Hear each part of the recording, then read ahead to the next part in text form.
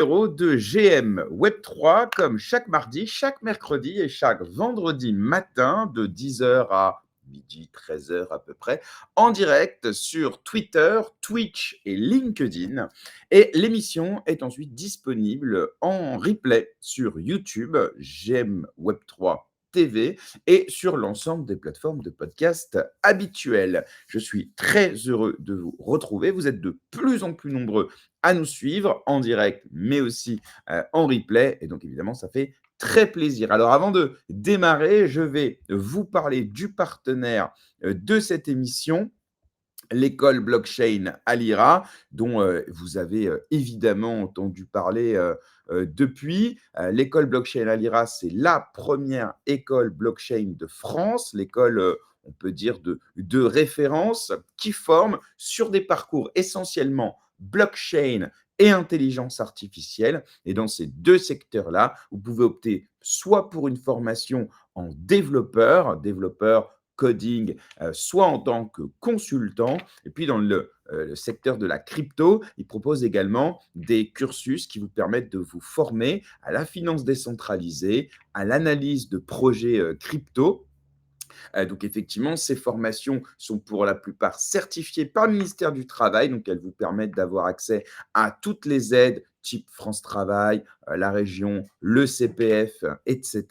Et vous pouvez également, si vous êtes une entreprise, ou vous pouvez demander à votre entreprise eh bien, de participer, enfin de proposer justement ces formations. Vous n'êtes pas obligé de le faire en tant que particulier. Donc, ils ont d'ores et déjà formé plus de 2000 apprenants avec des formateurs que vous connaissez dans l'émission, puisque nous avons Gaëtan, qui est un spécialiste de l'écosystème Ethereum, Pascal, qui vient évidemment tous les mardis pour la chronique DeFi et bien d'autres. Moi-même, voilà, je fais partie de ce corps, j'allais dire, enseignant, puisque je forme sur le marketing Web3 et le personal branding régulièrement chez Alira. Donc, Alira, c'est un écosystème dans lequel vous êtes formé, mais aussi vous êtes accompagné, puisque même après la formation, vous continuez de pouvoir bénéficier de tout un tas de ressources, et notamment le réseau de plus de 2500 personnes avec des experts de tous ces secteurs. C'est complètement en ligne, donc ça s'adapte parfaitement avec votre emploi du temps si vous travaillez. D'ailleurs, on a parmi les élèves, la plupart sont des personnes qui sont soit en reconversion, soit qui, en parallèle de leur activité, souhaitent s'exposer à ces nouvelles connaissances. Donc, vous bénéficiez de 100 € de remise grâce au code GRM100. Et pour ça, c'est très simple. Il vous suffit de prendre rendez-vous ici. Ouais, je vous montre, vous prenez rendez-vous ici. Il y a des créneaux disponibles, hein. Et puis, à ce moment-là, eh bien, voilà, par exemple, hop, à 13h45. Et puis, voilà. Puis là, vous avez un petit code affilié. Donc, si vous souhaitez soutenir la chaîne, ben, n'hésitez pas. Voilà, vous mettez GRM100.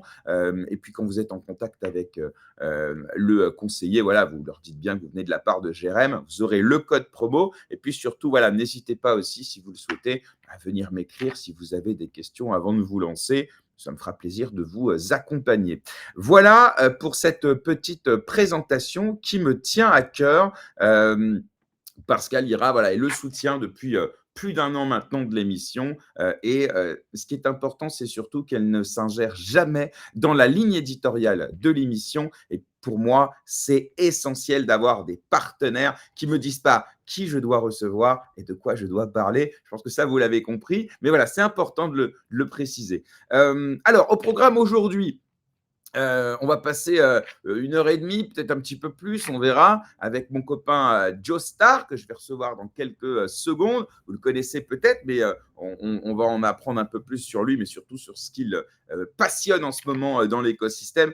Et puis, à 11h30, normalement, il est possible que je reçoive Jonathan Solomon, vous savez, pour sa fameuse chronique TradFi, dans lequel il nous fait un point un petit peu sur l'actualité des marchés financiers traditionnels et crypto. En revanche, voilà, pour des raisons personnelles, il n'est pas sûr de pouvoir me rejoindre. Sinon, c'est pas grave. On papotera un peu plus avec Joe. On fera un petit point sur l'actualité, notamment au Moyen-Orient, qui a eu un impact majeur sur les marchés. Voilà. En tout cas, restez avec nous jusqu'au bout. Avant de recevoir mon invité, évidemment, n'oubliez pas de repartager le lien de Twitter, de Twitch ou sur LinkedIn, bien sûr, de vous abonner à la chaîne YouTube, d'activer la cloche, mettre un petit pouce. Sur les podcasts, on peut aussi noter, on peut aussi mettre un petit like et s'abonner à la chaîne. Pour vous, ça ne vous coûte pas grand-chose, mais pour nous, c'est très important.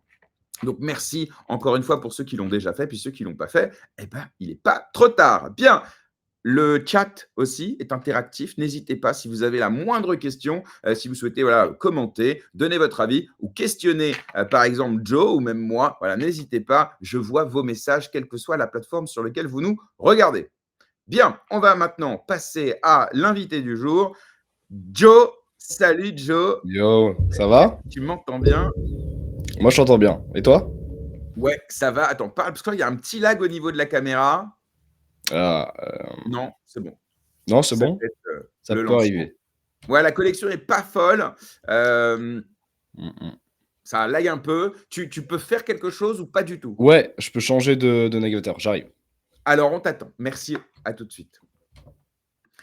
Alors, avec Joe, voilà, on a préparé. Non, la vérité, c'est que je lui ai donné quelques mots et il m'a dit, vas-y, chaud, on parle de ce que tu veux. C'est ça qui est cool. Mais effectivement, voilà, j'ai préparé quelques sujets dont j'aimerais parler avec lui. D'abord, évidemment, on va revenir sur Proof of Talk, cet événement auquel nous avons été invités cette semaine au nom de nos médias respectifs et des side events évidemment autour. Donc, on reviendra un petit peu sur l'événement, ce qui a plu, ce qui a moins plu. Notamment, Joe a publié un article hier sur X. On reviendra un petit peu là-dessus pour comprendre son sentiment. Joe, Ouais, c'est mieux? je crois. Euh, Ouais, ça va. Ça a l'air. Normalement, j'ai la fibre ici. C'est Ah, étonnant. c'est pas fou, hein. Ça lag un petit peu. Mais écoute, c'est pas très grave. L'avantage, l'idéal, c'est qu'on te voit et qu'on t'entende. Mais bon, là, au moins, on t'entend. C'est le plus important. Ok. Et peut-être que ça ira mieux au cours de l'émission. Donc, je veux préciser un peu le programme. Donc, Proof of Talk, on va en parler, ça m'intéresse. Dans l'émission, on parle des événements dans lesquels on va, desquels on revient, pardon.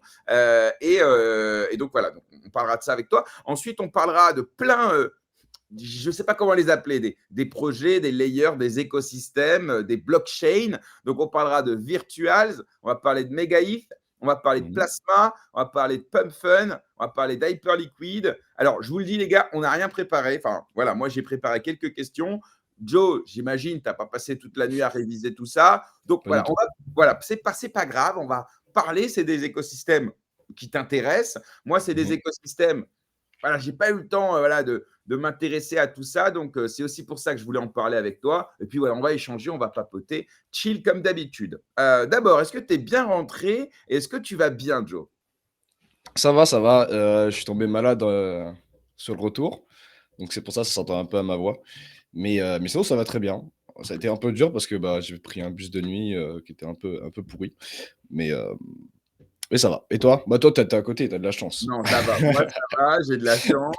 J'habite Et pas très ouais. loin de chez moi et pas très loin de Proof of Talk. Donc, non, ça va, c'est cool. Ah ouais, donc bus de nuit, ok, effectivement. À peu près combien d'heures? Sans nous dire où tu habites, mais juste pour capter un peu le délire.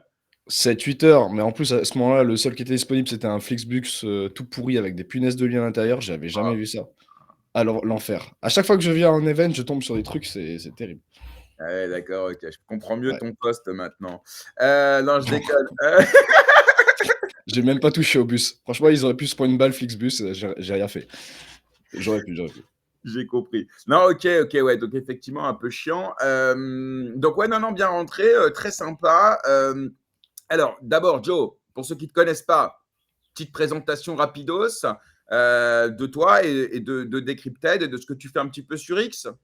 Ouais, bah, je suis un diggers, on va dire. Après, je parle de beaucoup de choses. J'ai un éventail assez large. Je parle autant de trucs très très deep que des gènes. Donc voilà, je maîtrise à la fois Virtuals, à la fois Ethereum et tous les Layer 2, enfin, peu importe. J'ai un média avec OXY que vous connaissez peut-être sur YouTube, où on fait des lives bah, un peu comme toi, mais une fois par semaine. On en a un ce soir d'ailleurs. Et puis à côté de ça, voilà, on fait des interviews très, très deep avec des projets en anglais. Et on travaille aussi, on est assez proche de Oak Research. et de certaines personnes qui font du très bon travail dans le CTFR, je trouve. Ok, donc ce soir, c'est qui, par exemple, l'invité tu sais Ah non, déjà ou pas d'invité, c'est juste un point marché? ouais, non, le vendredi soir, c'est toujours, c'est un peu comme Bankless, tu vois? C'est un weekly roll-up. Voilà.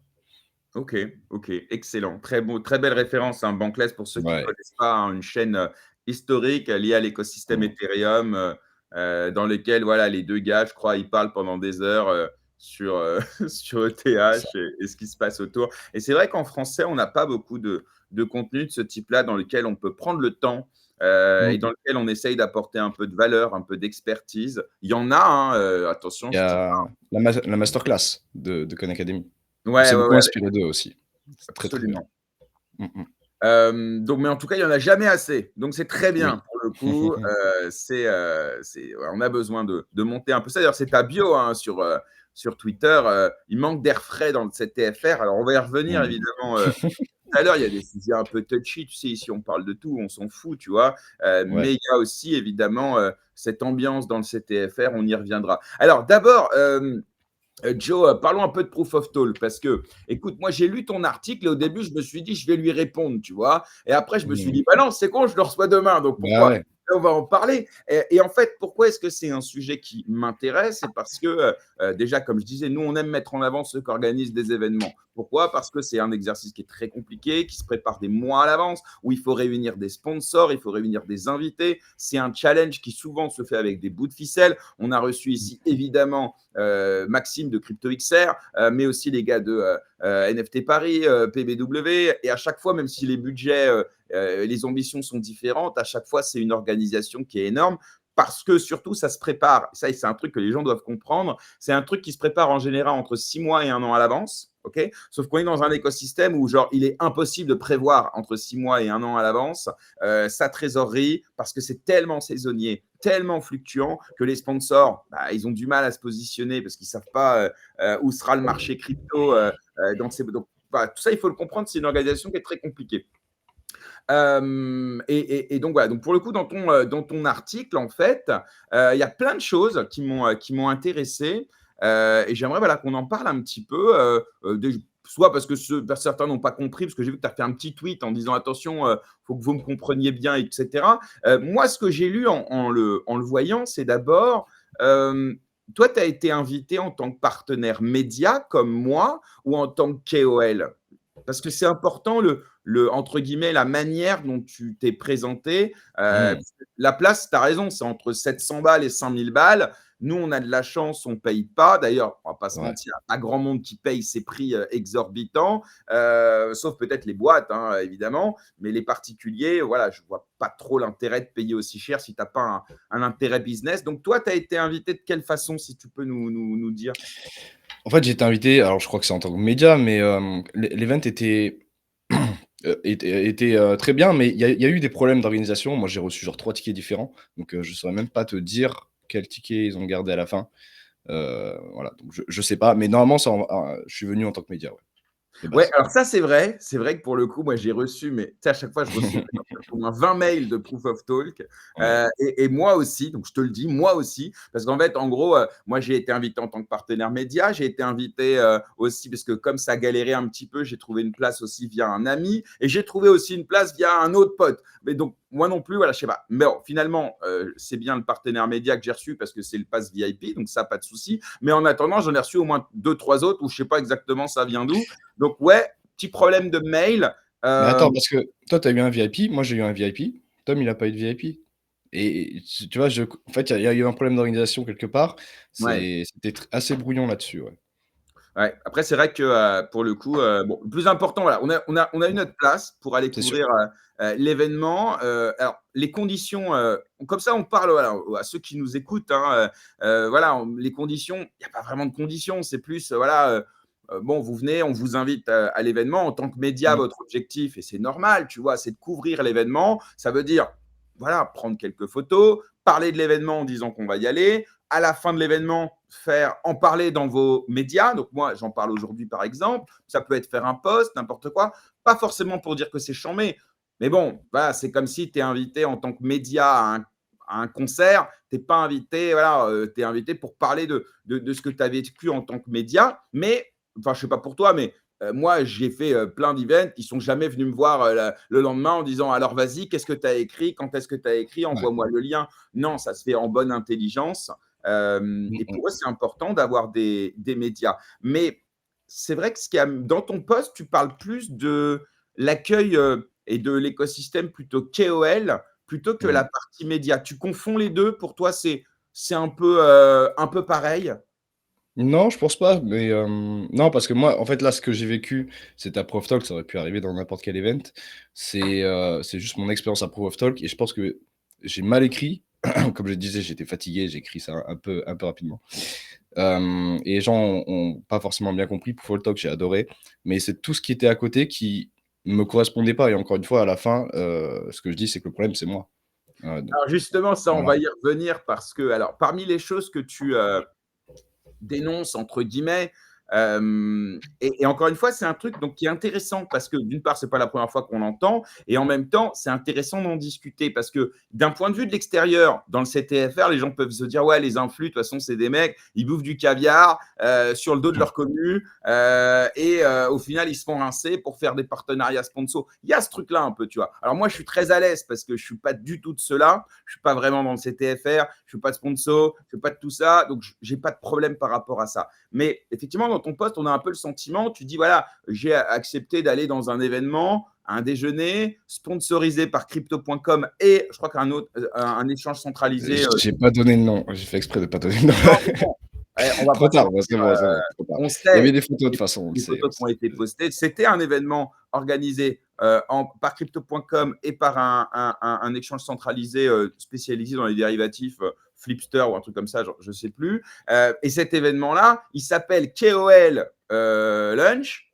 Donc, c'est clair que Ouais, c'est un rendez-vous pour des personnalités, des leaders d'opinion. Donc, tu as des médias, tu as des builders, tu as des créateurs de contenu, tu as, voilà, t'as tout un panel de personnes qui représentent un petit peu l'écosystème français, en tout cas publiquement connu. Et ouais, c'est vrai, on va, on mange, on boit, on kiffe, on parle entre potes. On rencontre des gars qui peut-être nous proposent des trucs et tout. Mais comment, quand tu vas là-bas, tu te dis pas que c'est un truc qui est sponsor, donc ouais, tu vas avoir du merch, et puis le but, c'est de. Enfin, comment tu peux être surpris par comment ça se passe, alors que c'est affiché, tu vois, genre KOL, lunch et tout, c'est ça que j'aimerais comprendre. bah, pour moi, un KOL dinner, c'est un endroit où les KOL se rencontrent. Je me suis pas dit: «C'est un piège à partnership», tu vois?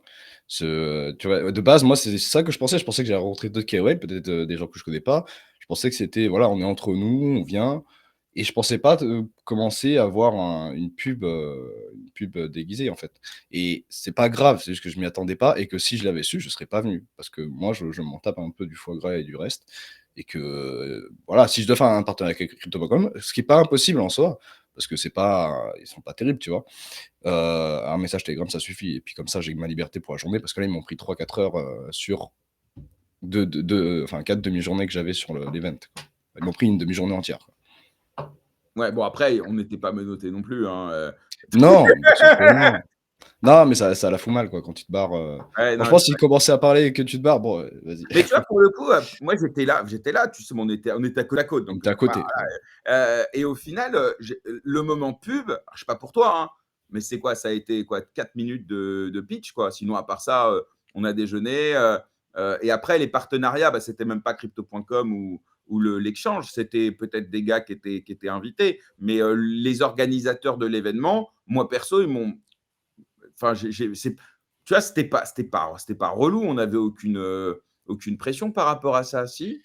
Bah, après, ils sont venus me voir en perso, on a discuté et c'était cool, tu vois? Je suis tombé sur une personne qui était cool et tout. C'est juste Ouais, que, encore une fois, moi, je serais pas venu si je l'avais su, c'est tout. Je dis pas que c'est ouais. mal, je dis pas qu'il faut pas le faire. En fait, c'est juste que j'ai une personnalité qui est quand même un peu différente et en plus, je suis très, très mal à l'aise dans ce genre de truc, tu vois? Où faut sourire, faut applaudir, machin.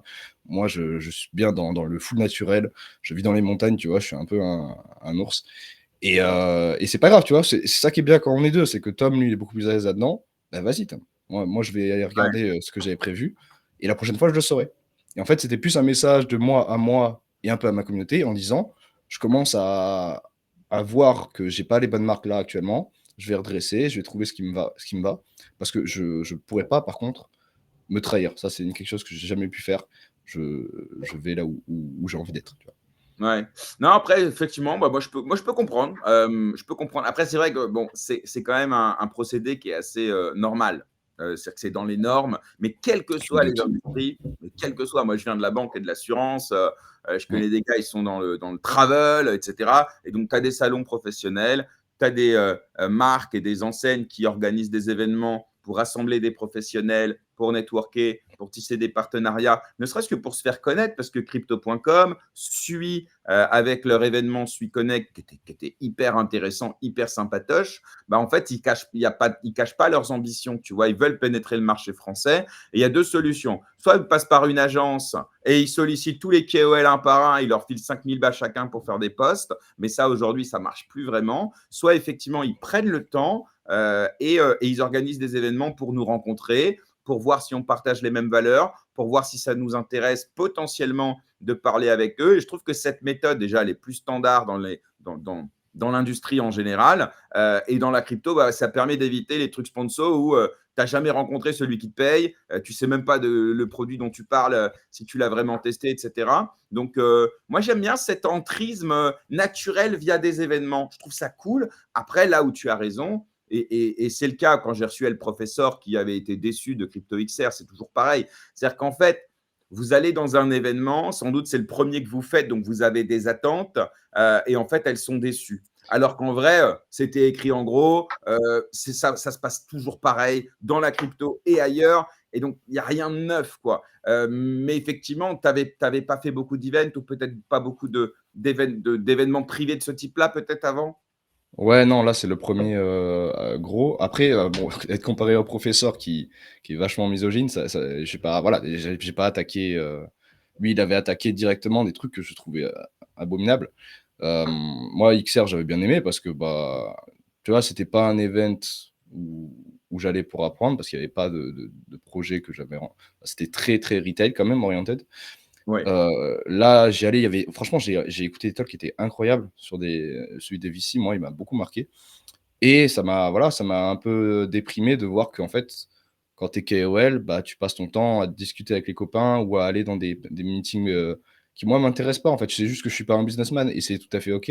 Je pense qu'il y a Mmh. pas de malaise à ça et heu et puis voilà, moi c'est pas le là où je trouve mon intérêt et de la même façon que moi j'accepte que les gens le font et ils soient heureux comme ça, je pense que les gens devraient aussi accepter que moi je suis pas comme ça et que je me respecte. C'est ça qui Ouais, ouais, non, non, mais bon, après, la notion de ouais, bon, je vois pas le rapport avec le respect parce que, enfin, tu veux dire qu'au moins tu veux être aligné avec ce que tu es, c'est ça? Ouais, c'est ça, qu'on me force pas à le faire, en fait et qu'on Ah me oui, dise d'accord. pas Enfin, je que pense que là, tu vois, pour le ça fait coup, partie du métier. Je pense que je peux très bien exercer ce métier sans faire ça, surtout ah oui, que d'accord, OK. avec dans Ah, sa terme, tu vois? après, effectivement, non, c'est une vraie question. Bah, déjà, vous êtes 2, donc ça veut dire que si la partie relations publiques, tu es pas à l'aise avec, bah, effectivement, Thomas peut le faire, 0x Aigri, absolument. Mais dans n'importe quelle boîte, n'importe quel média, n'importe quel projet, les relations publiques, c'est essentiel. Donc, tu peux te permettre de ne pas le faire parce que vous êtes deux. Mais sinon, à un moment donné, les messages Telegram et les messages privés sur Twitter, etc., ça a peut-être des limites, non? C'est bien aussi de voir les gens en vrai, non? En vrai, il y a combien de calls qui fonctionnent très bien sans avoir jamais été dox et n'être jamais à un event, tu vois? Il y en a Dans le plein. CTFR? Ah, peut-être pas CTFR. Ah oui, Peut-être pas d'accord. Parce CTFR. qu'effectivement, dans le CTFR, voilà. Et après, quand tu parles du CTUS, enfin, pardon, hein, mais les gros influx, ils sont à tous les événements à Dubaï, ils sont à toutes les conférences internationales, ils sont invités, ils sont rincés Alors, et on ils parle sont pas des mêmes payés. influx.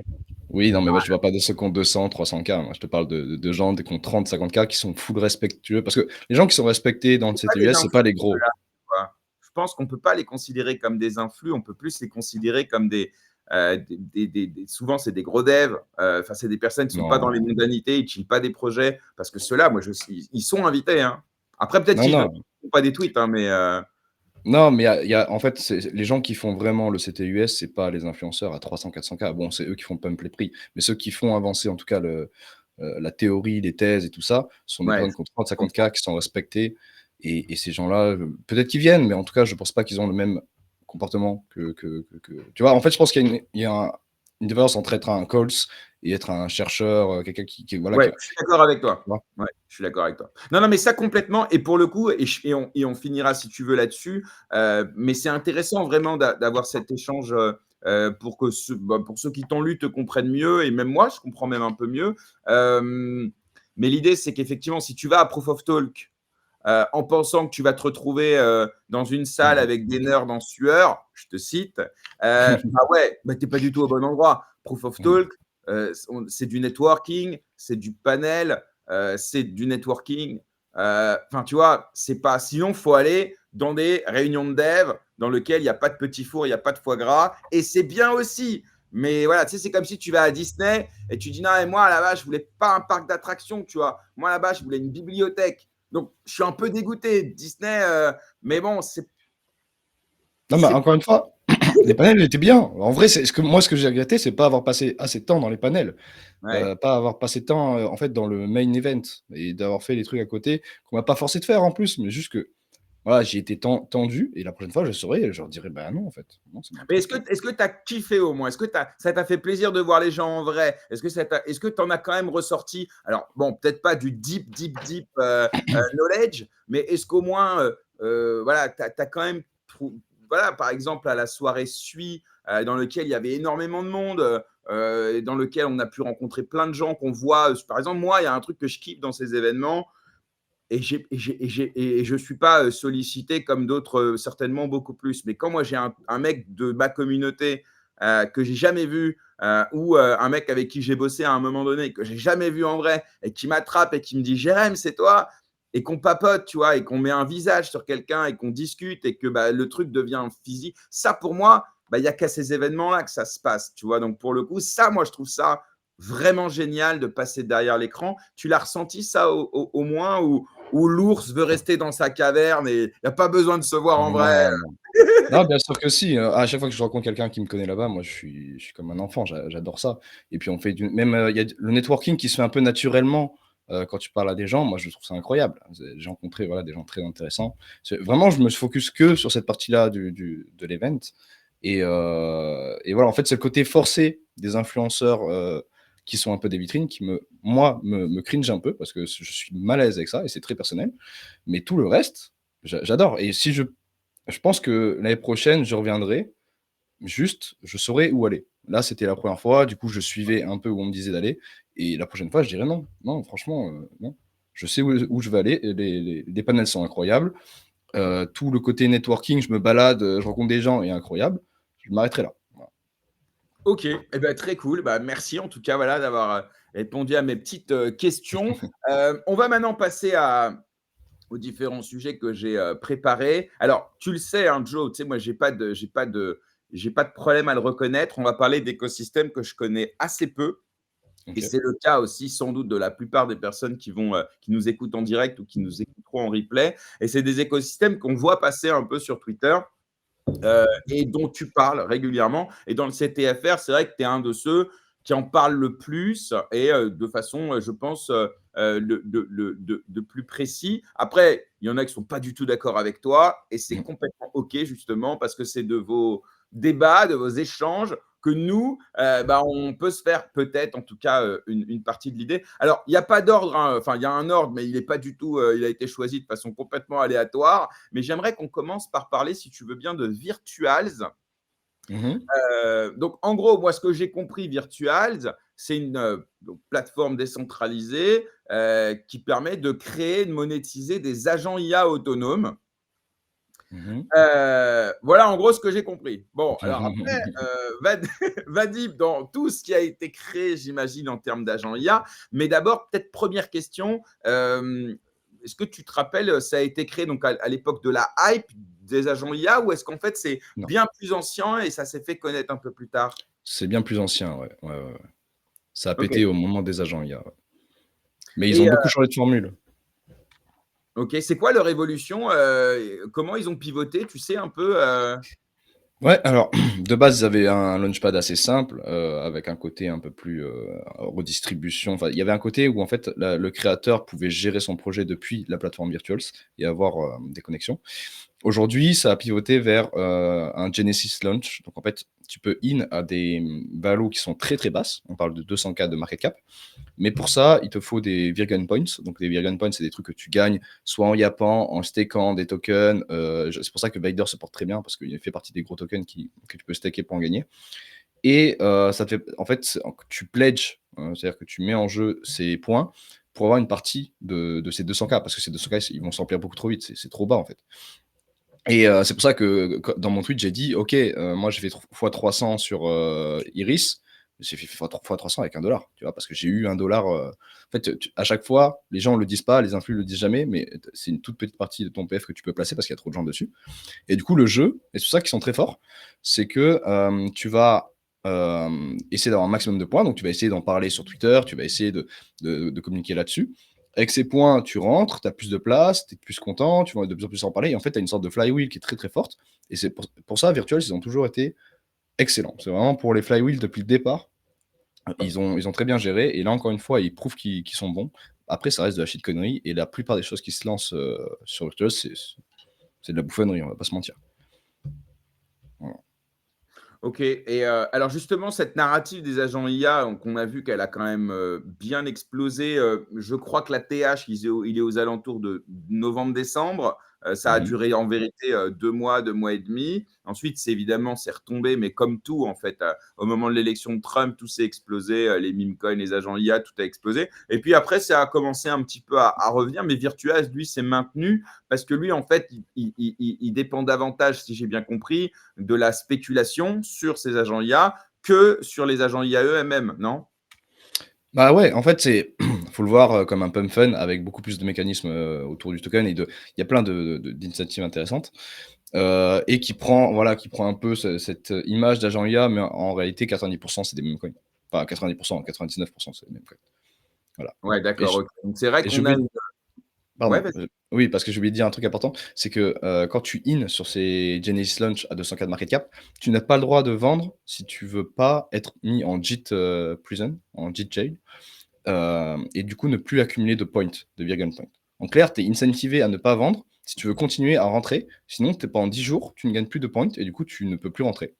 Donc, tu vois, il y a tout un jeu, une stratégie, et c'est assez unique. Je trouve ça très fort. Et je vois sur la data que c'est en adoption alors que le marché est à plat, quoi.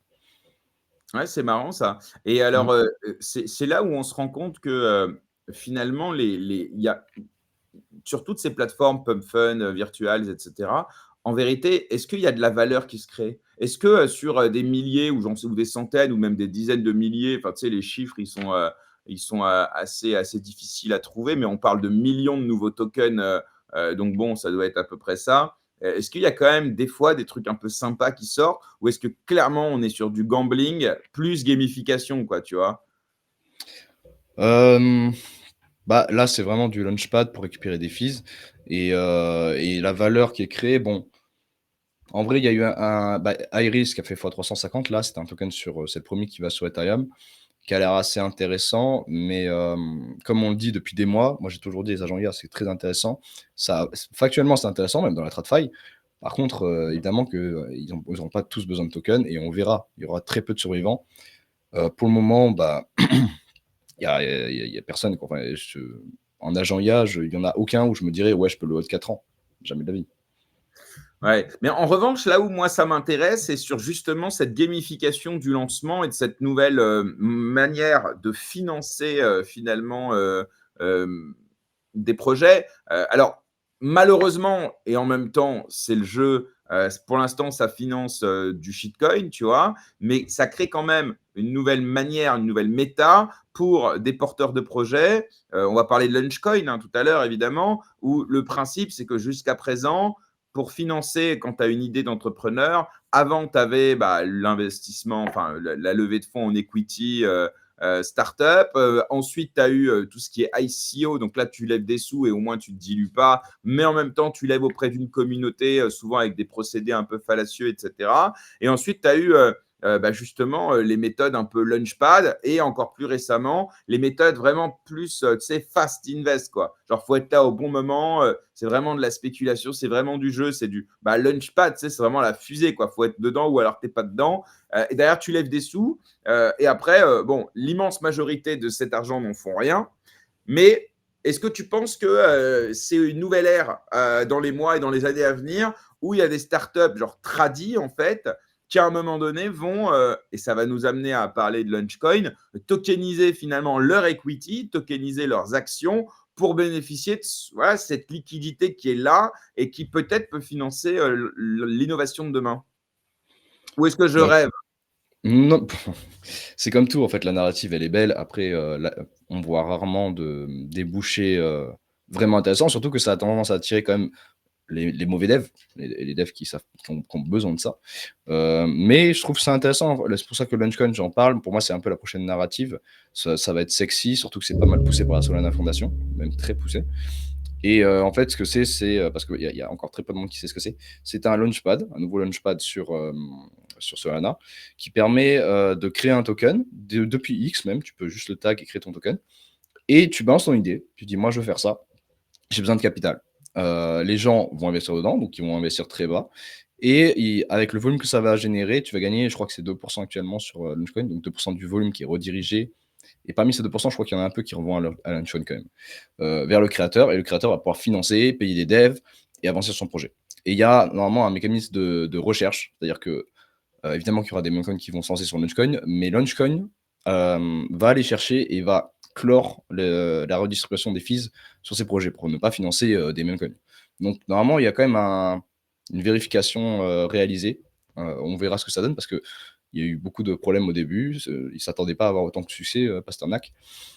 Mais je trouve ça intéressant. Je pense que c'est quelque chose qu'on verra de plus en plus. Et c'est un peu un mélange. Justement, je dis c'est du crowdfunding versus pump fund. Voilà, c'est un peu les deux. Mais ce sera beaucoup de bullshit comme souvent, de toute façon. Ouais, et alors justement, en termes d'extraction de valeur dans l'écosystème, tu sais, souvent on dit ouais, cet argent, il pourrait financer des vrais projets porteurs, création de valeur, innovation, voire même des projets avec des incidences sur le Web 2, sur la vraie vie, ou des innovations technologiques qui pourraient voilà, faire quelque chose d'intéressant. Et voilà. Et en fait, tout cet argent, finalement, bah, est dirigé vers du casino, hein, d'une certaine manière. Est-ce que tu penses que c'est un mal nécessaire? Et de toute façon, on doit passer par là. Et j'ai jamais entendu parler d'un VC qui fermait parce qu'un casino ouvrait, et que les deux finalement ont aussi bien leur place. Ou est-ce que quand même, tu es de ceux qui disent bah, c'est quand même dommage que cet argent soit fléché sur ça et finalement bah, extrait cette liquidité dont aurait besoin notre industrie pour se développer? En vrai, il y a eu combien de scams sur Kickstarter ou tout ce genre de trucs toutes les plateformes de crowdfunding, même Web2, il y en a eu beaucoup. Voilà, très bien dit d'ailleurs. Donc non, en vrai, ce qui est intéressant, c'est comme la discussion qu'on avait autour de Pump Fun à Levet, qui était vraiment très intéressante, où moi je te disais, peu importe ce que font les gens avec Pump Fun, s'ils On font va du y revenu, revenir ouais, sur Pump ouais, Fun. voilà, s'il faut du revenu, c'est du succès, et je pense que si Launchcoin est adopté, même si la plupart des projets n'iront pas au bout, c'est pas grave, et puis peut-être qu'il y en aura un mec, tu vois, un petit jeune qui a une bonne idée, qui a pas de funding, qui dit là j'ai une bonne idée, j'ai du talent, bim, je balance, et ça va faire des gens riches, lui va pouvoir réaliser ce qu'il peut, et c'est une belle histoire. On verra, tu vois. Mais en tout cas, je pense qu'on est dans une étape de la blockchain où on expérimente, et qu'il ne faut jamais cracher sur l'expérimentation. On ne sait pas ce que ça peut donner, mais ça a 99% de chances de disparaître comme la plupart du reste, évidemment. Oui, parce que parmi tes détracteurs, il y en a certains qui sont évidemment de mauvaise foi et qui voilà, essayent de te faire dire ce que tu ne dis pas, c'est-à-dire d'inviter les gens à in dans ces projets qui sont ultra spéculatifs. Bon, Mm, moi qui essaye de te lire et de comprendre parfois aussi entre les lignes, je vois qu'effectivement, tu es t'es un chercheur, quoi. Et que entre ce que tu dis et ce que tu appelles à faire, il y a un monde, mais c'est important de le préciser pour ceux qui nous écoutent, que tout ce dont on va parler là, on est clairement sur une économie de la tentative, j'allais dire. c'est ça. Puisque sans doute que dans 5 ans, rien ou très peu de ce dont on est en train de parler aujourd'hui n'existera et ce sera remplacé par d'autres choses. Et l'écosystème se nourrit de ces tentatives et de ce qu'il garde de ces tentatives en termes d'innovation, en termes de processus, en termes de communauté, etc. Voilà, donc je crois que là, il y a quelqu'un qui te souhaite évidemment une Non, bonne. non, c'est un ami. Y a pas... si, une seconde, il me fait. Oui, évidemment. Et puis d'ailleurs, actuellement, si on peut le dire, il y a des trucs vraiment fiables, ça se compte sur les doigts d'une main, tu vois? Des trucs qui font du revenu, qui sont pas surévalués, ça se compte sur les doigts d'une main. Donc à partir du moment si jamais vous voulez quelque chose qui est fiable et durable dans le temps, faut pas aller chercher des trucs qui sont sous-valorisés, en fait, de base. Parce que là, on parle de shit conneries, mais pardon, mais des L1, chelous qui sont pas adoptés, ça a pas plus pour moi de enfin, ça a autant de risques qu'un truc qui va se baser sur de la chicanerie. Je pense que Alors ça, voilà. c'est intéressant, là-dessus, j'avais pas prévu d'en parler, mais je m'en fous. C'est juste que non, non, mais on s'en fiche, on a Tu le temps. raison, tu raison. En fait, je me dis, ce que tu viens de dire est intéressant. Pour moi, j'ai appréhendé les meme coins comme une réponse au roadmap. Mmh. C'est-à-dire que finalement, les investisseurs, le marché en général, à l'époque, ils mettaient 5 ans avant de se rendre compte qu'une roadmap n'était pas faisable, et donc ils mettaient 5 ans à perdre tout son argent. À un moment donné, il s'est dit, bon, tu sais quoi, j'ai plus envie d'attendre 5 ans pour perdre tout mon argent. Je préfère le savoir en 20 secondes. Alors, tu as compris, je simplifie, hein. Oui. Mais au moins, voilà, je sais où je mets les pieds. Et parmi tous ces, et donc là, ce que tu sais, toutes ces blockchains qui ont levé 400, 500 millions, d'autres moins, d'autres plus, peu importe, et qui finalement, le token s'est effondré, l'adoption et la promesse technologique s'est jamais vraiment démontrée, et surtout, ils sont remplacés régulièrement par des nouveaux qui viennent et qui disruptent, révolutionnent le marché. Et finalement, ces agents IA, cette shit connerie, comme tu dis, c'est un peu une réponse, un pied de nez à tout ça en disant, voilà, moi j'en ai marre de me faire avoir et de devoir attendre les prochains soon et les prochaines années pour que peut-être un jour vous réussissiez.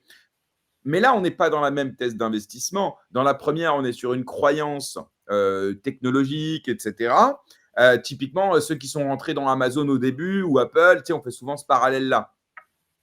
Mais en fait, je crois que les investisseurs crypto, c'est peut-être un peu moins ce qu'ils ont envie. Comment toi, tu appréhendes ça justement? Tu es d'accord avec ça ou tu as une autre vision? Je pense que tu as dit le bon mot, c'est croyance et on est tout le temps dans la croyance et je vois pas en quoi alors j'avais ce même point de vue avant, j'ai un peu changé d'avis, ces derniers mois. Je vois pas en quoi de la croyance technologique basée sur du bullshit vaut plus que de la croyance, communautaire, à se dire, «J'aime ce même coin, j'ai envie de faire partie de cette communauté et moi je le vois 1 milliard», tu vois? Il y a des gens qui sont comme ça dans les mêmes coins qui disent: «Ça j'y crois, je le vendrai jamais, c'est mon pass pour la communauté, c'est mon support pour la communauté» et il y a pas de malaise. Tu vois, comme je te dis, si on commen en fait, les mêmes coins, ils ont une sale image, mais la plupart des projets L1, app, qui sont shady as fuck, qui font n'importe quoi et qui ne génèrent pas d'argent, ils ont une bonne image et pourtant c'est pas beaucoup mieux, franchement. Donc je pense qu'il faut tout mettre à plat et juger à qui génère de l'argent, qui crée des communautés, qui fait du bien à l'écosystème et heu et je pense que c'est ça le plus intéressant. Ouais, je vois. Non, mais en tout cas, voilà, c'est intéressant. Alors, d'ailleurs, tiens, une petite question avant qu'on passe aux autres sujets que j'ai prévus. Parmi ces, comment dire, c'est L1 un peu préhistorique, tellement que ça passe vite aujourd'hui, un truc qui s'est passé il y a 3 ans, tu as l'impression que c'était il y a un siècle. Lesquels tu retiendrais, par exemple, tu sais, Avalanche, Polkadot, Solana, évidemment, voilà, tous ces Ethereum killers, lesquels, selon toi, ont d'une certaine manière rempli un peu leurs promesses et lesquels, selon toi, voilà, c'est mort. Parce que pourquoi je te pose cette question? Parce que moi, j'ai parlé avec beaucoup de monde là ces derniers jours. Bon, je parle de toute façon tout le temps avec plein de monde, mais là particulièrement. Et c'est intéressant de voir la vision, notamment des nouveaux arrivants. Comment ils voient les ancêtres, tu vois? Mmh. On les a vus arriver, tu vois? Et certains sont plus du tout sur la map. Moi, j'entends des gens qui me disent non, mais ça, de toute façon, plus personne s'y intéresse, alors qu'ils sont toujours dans le top 100, voire parfois dans le top 50. Donc, il y a une asymétrie entre la vision des mecs qui sont toujours dans les nouveaux projets qui sortent et ceux qui étaient là peut-être depuis plus longtemps et qui soit continuent un peu à croire en disant on ne sait jamais, ils peuvent peut-être se réveiller, et puis ceux qui sont au contraire convaincus que l'avenir sera chez Avalanche, Polkadot, Multiversix. Enfin, il y en a des gars comme ça. Donc, comment toi tu te positionnes en tant que jeune loup un peu de l'écosystème? Déjà jeune, j'étais là il y a 4 ans, justement, quand il y avait Avax et tout ça et tous ces Ethereum killers, donc je me souviens du rêve. Heu, le truc, c'est que je suis tout le temps dans les news, je suis tout le temps dans ce qui est. Surtout que je suis ce que moi je considère comme des bonnes personnes, c'est-à-dire des chercheurs, des gens qui savent où est l'adoption, qui savent où est l'intérêt. Et il n'y en a pas dans les EVM killers, à part peut-être Avalanche. Vraiment, Avalanche, c'est peut-être le truc. Sinon, tous les autres, à la BNB, c'est un peu différent quand même. Mais en tout cas, je sais pas, Multiversix, il n'y en a pas. Tezos, on n'en parle pas. Polygon, ils ont fait n'importe quoi. Tous les autres ont échoué. Et Avax, en fait, il se base sur de l'adoption qui est beaucoup plus institutionnelle. Et là, je pense qu'il y a un vrai sujet, c'est qu'est-ce qu'on considère une blockchain qui réussit. Parce qu'actuellement, une blockchain qui réussit, c'est une blockchain qui fait de l'activité crypto-native. C'est pas de l'activité institutionnelle. Parce que pour le moment, une blockchain qui a de l'activité institutionnelle, elle disparaît souvent. Donc peut-être qu'il y a un monde. Pardon, quelle est la différence entre une activité crypto-native et une activité institutionnelle pour être sûr que tout le monde comprend? Ouais. Actuellement, pourquoi on a parlé de Base? Parce que il y a eu des memcoins, il y a eu des launchpads, il y a eu de l'activité, des NFT, des machins. En fait, c'est une communauté qui s'est créée et qui fait de l'activité et qui, du coup, génère des fees. L'activité institutionnelle, comme, je sais pas, il y a plein de news institutionnelles sur Avax. C'est bien, mais si Avalanche ne gère pas de fees grâce à ça, ça ne sert à rien. Mais peut-être qu'il y a un monde où un jour, ce sera pricé par, justement, ces institutionnels.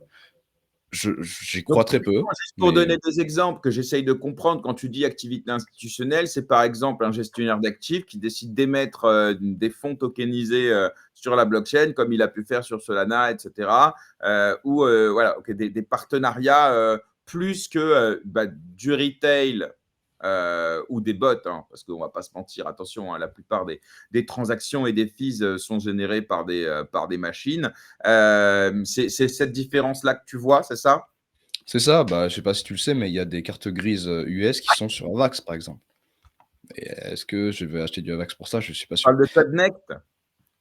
Je sais plus le nom. Non, Peut-être, non, ouais. mais ça, c'est une start-up française qui a décidé de tokeniser les informations des véhicules. Et effectivement, ils sont sur un subnet de Avalanche. Donc là, on est. Alors, je ne sais pas si on peut parler d'institutionnel, parce que là, on est clairement sur une start-up, hein, pas vraiment sur Ah, mais par contre, tu parles peut-être aux États-Unis, quand il y a une ville qui a foutu toutes les. Ah oui, d'accord, ok, non, pardon. Tu ne parles pas de Codnext. Tu parles Ok. de cette initiative.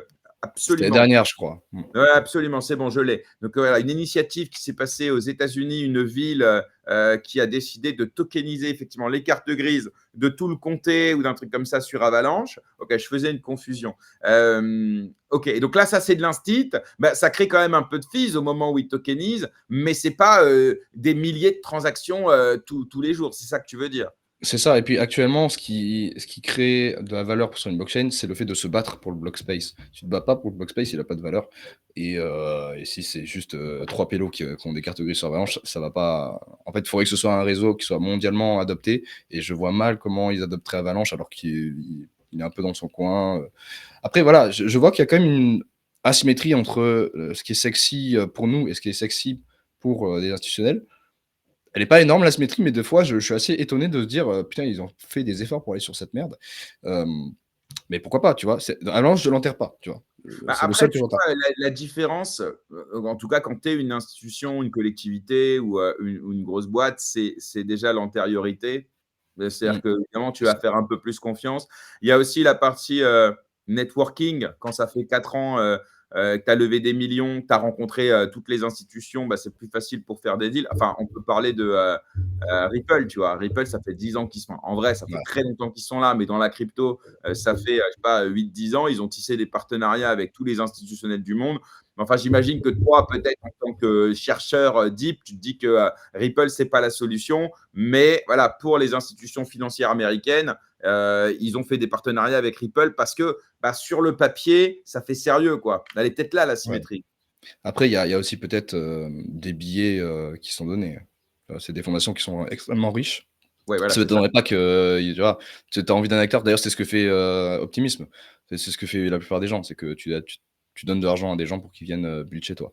C'est possible. Ouais, mais On est ça, en en soi. soi, c'est le rôle de la fondation Ouais. d'accroître. Et le BD, normalement, c'est signer des deals, mais la vérité dans ces sphères-là, c'est payer pour avoir des deals, parce qu'en fait, à terme, tu te dis que ce que tu as dépensé en caviar, finalement, ça va te rapporter plus et ça va valoriser finalement ta boîte plus que ce que tu as dépensé.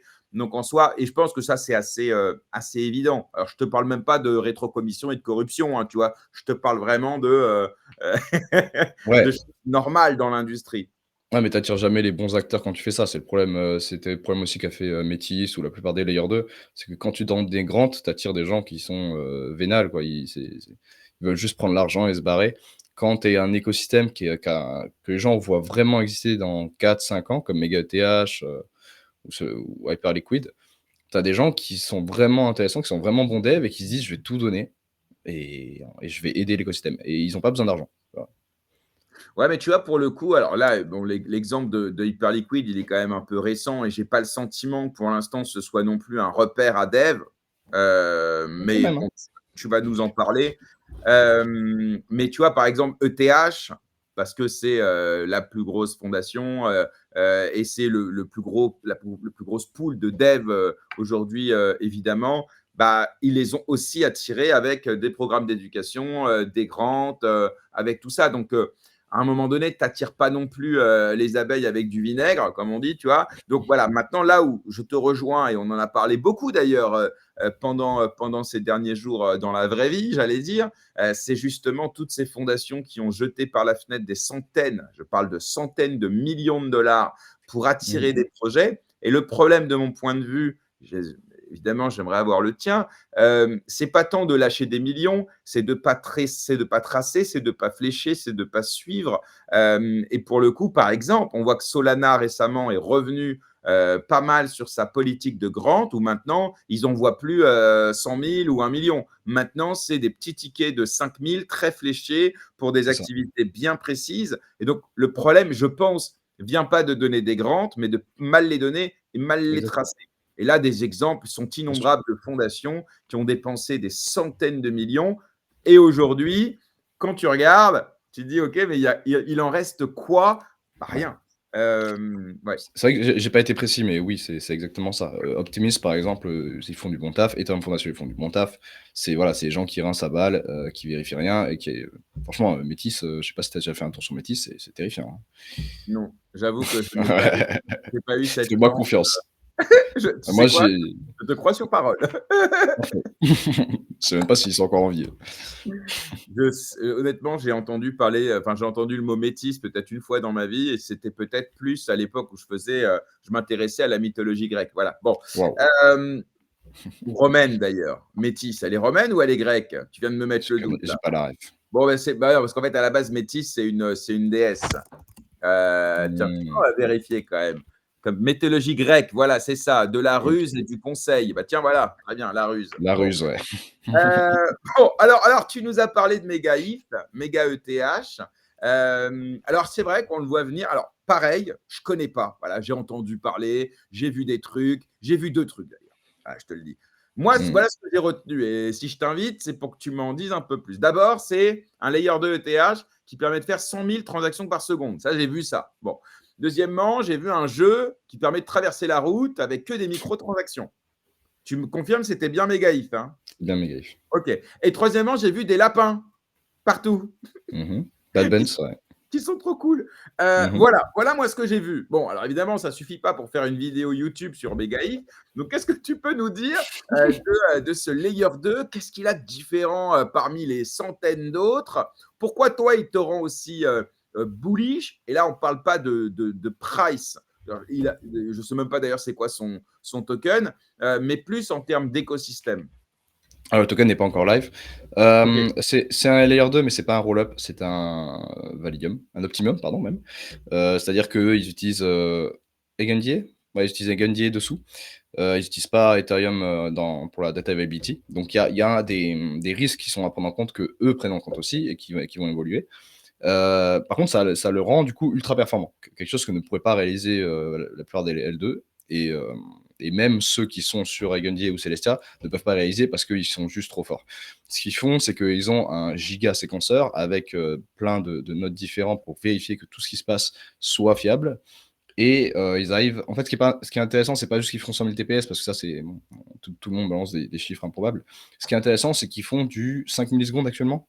Non, 10 millisecondes actuellement en block time. Donc ça veut dire que ton ordre, passe en 10 millisecondes. Et 10 millisecondes, je crois qu'un clignement d'œil, c'est beaucoup plus rapide, beaucoup plus lent. C'est extrêmement rapide et ils veulent le baisser à 1 milliseconde. Donc en fait, ce que ça permet, parce que c'est pas juste que ça va vite, c'est pas ça.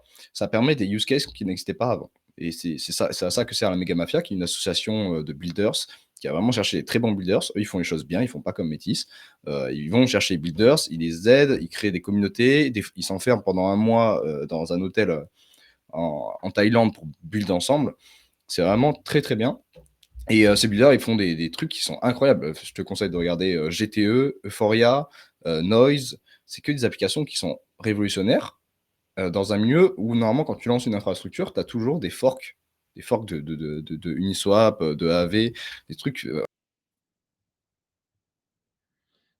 Ah, on t'a perdu, Joe. J'espère qu'il va revenir bientôt avec une meilleure connexion. En attendant,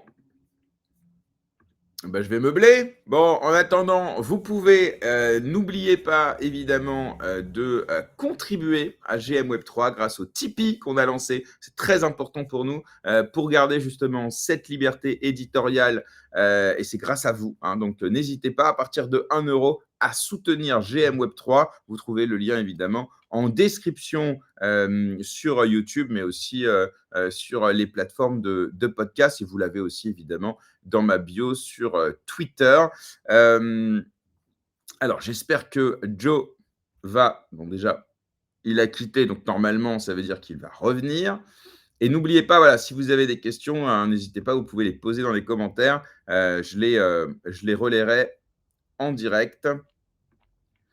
Et s'il y a aussi un sujet qui n'est pas prévu au sommaire et que vous aimeriez avoir l'avis de Joe, écoutez, profitez-en. On l'a pendant un petit bout de temps. Alors, j'espère qu'il va revenir. Après cela, on va parler de Plasma. Alors, Plasma, c'est intéressant. C'est une sidechain Bitcoin compatible EVM qui va permettre de faire des transactions de stablecoin. Et notamment, ils ont un lien très fort avec Tether. Donc ça, on va en parler tout à l'heure. Joe, Désolé. Je sais pas ce qui s'est pas de passé. problème. Ça arrive. Pendant ce temps-là, j'ai meublé. Alors, on était sur Megaïth. Et effectivement, alors, ce que tu dis est intéressant parce que ce système de finalité ultra rapide, Mmh. parce que quand tu parles de latence, tu parles de entre deux blocs. Mais Alors la c'est pas de finalité, non? pardon. Bah, à la finalité, normalement, c'est quand elle arrive sur Ethereum. Mais oui, c'est de l'exécution, quoi. Ton ordre est passé. Par contre, tu fais toujours confiance à Megaïf qui soit valide. Ouais, je vois. Mais alors, dans ce cas-là, on dépend quand même de la finalité de TH. Donc, ça veut dire que c'est envoyé en gros par batch, quoi. Donc, ça veut dire que tout ce qui est validé entre deux finalités sur ETH, bah, c'est pas complètement validé, quoi. On peut revenir en Si. arrière. Ah, on peut revenir en arrière si le séquenceur se comporte mal. Mais tu as tout ce qu'il faut, tu as des prouveurs et j'ai oublié le nom, un autre nœud que tu peux lancer, même assez simplement, qui te permet de vérifier que le séquenceur fasse pas n'importe quoi. Ok. Voilà. Bon, après, c'est le principe hein, de toute façon du layer 2, c'est que tu dépends de toute façon du layer 1 pour la finalité.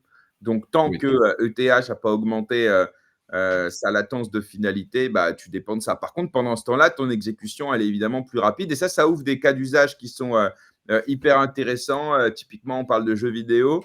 C'est-à-dire que on avait vu passer il y a un mois un jeu, il y a un an à peu près, un MMORPG où en fait c'était une blague en fait où à chaque fois que tu faisais un déplacement, à chaque fois tu avais une transaction et ça faisait afficher ton MetaMask. Je sais pas si tu avais vu ça à l'époque. Ouais. Mais là aujourd'hui, typiquement avec une latence de 1 milliseconde par exemple, bah, ça c'est possible. Par contre, j'imagine que tu ne dois pas signer à chaque fois, sinon c'est ingérable. Non, mais maintenant avec le count abstraction, je crois que c'est déjà live, hein, sur MegaTH d'ailleurs. Tu as pas besoin. D'ailleurs, ce serait trop triste de devoir le faire sur MegaTH parce qu'ils sont tellement rapides que si juste le temps que le wallet s'ouvre, tu as déjà perdu, 5 fois le block time, donc ça non, non, c'est des trucs qui vont disparaître petit à petit. Ok. Je peux te montrer si tu veux, si j'arrive à retrouver la vidéo, Euphoria qu'ils ont lancée il y a pas longtemps. C'est juste un test, mais la vidéo est assez impressionnante. Hem, mais il faut que je retrouve. Je sais pas si tu as vu passer la vidéo où il trade en tapant, juste, sur un carré? Ah bah, je l'ai là si tu veux. Non, mais ouais, tu peux partager ton écran, je vais le diffuser. J'espère que la connexion sera suffisante pour que ça C'est pas fonctionne dit. bien. Pour l'instant, ça va. Voilà, bah, c'est ça. En fait, c'est une application où juste tu tapes au doigt là où tu penses que le cours va aller. Tu peux te mettre en 1 seconde, par exemple, sur le cours. Enfin, c'est vraiment pour du dégène, Je peux mais zoomer? Ou je ah zoome le pas? C'est comme ça. tac. Alors attends, tac, tac. Voilà. Tu vois OK. bien là? Ouais, Ouais. ouais. Et c'est voilà, c'est une nouvelle utilisation, c'est propre et je trouve ça incroyable. Ça entre ça, GTE et tout le reste, c'est des trucs qu'on ne voit pas ailleurs et qui justement bénéficient de la rapidité de Megahive parce que sinon ce serait juste impossible à faire. J'ai compris. Je Voilà. vois. C'est intéressant. C'est vrai que vraiment, moi, je vois vraiment la partie cas d'usage, en fait, et je me dis tout ce qui jusque-là était pas possible ou alors tu étais obligé, de, de rogner un petit peu sur la sécurité. Aujourd'hui, tu peux le faire. Pour autant, on peut parler aussi, par exemple, tu sais, de cette narrative des réseaux sociaux décentralisés. C'est un Mmh. truc dont on a entendu parler à l'époque. Et puis, c'est vrai qu'à l'époque, on nous disait tout le temps, bah, attends, tu te rends compte, si à chaque fois, il faut signer une transaction, à chaque fois que tu fais un tweet, à chaque fois que tu fais un like. Et donc, tu avais un problème d'expérience utilisateur par rapport à ça. Moi, j'imagine pas à chaque fois que je fais un like devoir signer une TX et puis attendre, tu sais, ne serait-ce que même 2 secondes pour que ce soit validé. Ouais, En termes d'UX, c'est pas possible, c'est pas intuitif. Alors que si tu es dans un système comme celui-là où c'est invisible en fait la transaction, on peut le dire d'une certaine manière, là ouais, ça ouvre la porte à des cas d'usage de ce type-là. On peut parler aussi, l'exemple que tu nous as montré de la finance à haute fréquence, où là effectivement tu peux faire des transactions toutes les millisecondes. Bah, ça jusqu'à présent sur la blockchain c'était très compliqué. Avec ouais. une latence aussi faible, demain ça va être possible. Donc je vois ce potentiel-là. Après, est-ce que ce sera Megaif? Est-ce que ce sera autre chose? En vrai, on n'en sait rien. Mais pour l'instant, tu me dis que c'est les plus avancés sur le sujet, Oui. c'est ça? Ouais, mais il y a un gap, pour moi, il y a un gap qui est énorme. C'est Ah juste qu'ils ouais? sont trop forts, ouais, ils ont la vision en plus, c'est pas des gens qui ont levé avec des VC, des centaines de millions parce qu'ils voulaient pas avoir la pression et puis ils ont une vision que j'adore et qu'ils ont trop raison. C'est qu'une infrastructure, elle réussit quand elle rend ses investisseurs riches et par ses investisseurs, je parle de la communauté, je parle pas de VC. C'est-à-dire que si tu offres, la possibilité à ta commu de devenir riche, après ils vont se battre toute leur vie pour toi, tu vois? C'est ce qui va se passer avec Hyperliquid et c'est ce qui se passera avec Mega ETH. Du coup, ils ont fait des rounds, sur des trucs comme Echo ou Légion pour permettre à la communauté de rentrer assez tôt et ils ont du coup refusé beaucoup d'argent des VC pour ça, ce qui est, très dur. Mais je trouve que c'est très, très propre. Vraiment, on n'en voit plus beaucoup de trucs comme ça. OK, je vois, je vois. C'est intéressant. Alors évidemment, alors tu me disais le token n'est pas encore lancé, c'est-à-dire que concrètement, comment ça va se passer? Et déjà, ils sont comment là? Ils sont en mainnet, ça y est? Ou est-ce qu'ils sont Non. toujours en testnet? C'est quoi l'état d'avancement de Megaeth aujourd'hui? Ils sont en testnet, mais on devrait avoir, en Q3 le mainnet a priori. Mais s'ils doivent le reporter, ils le reporteront. C'est des gars, ils sont chill, hein.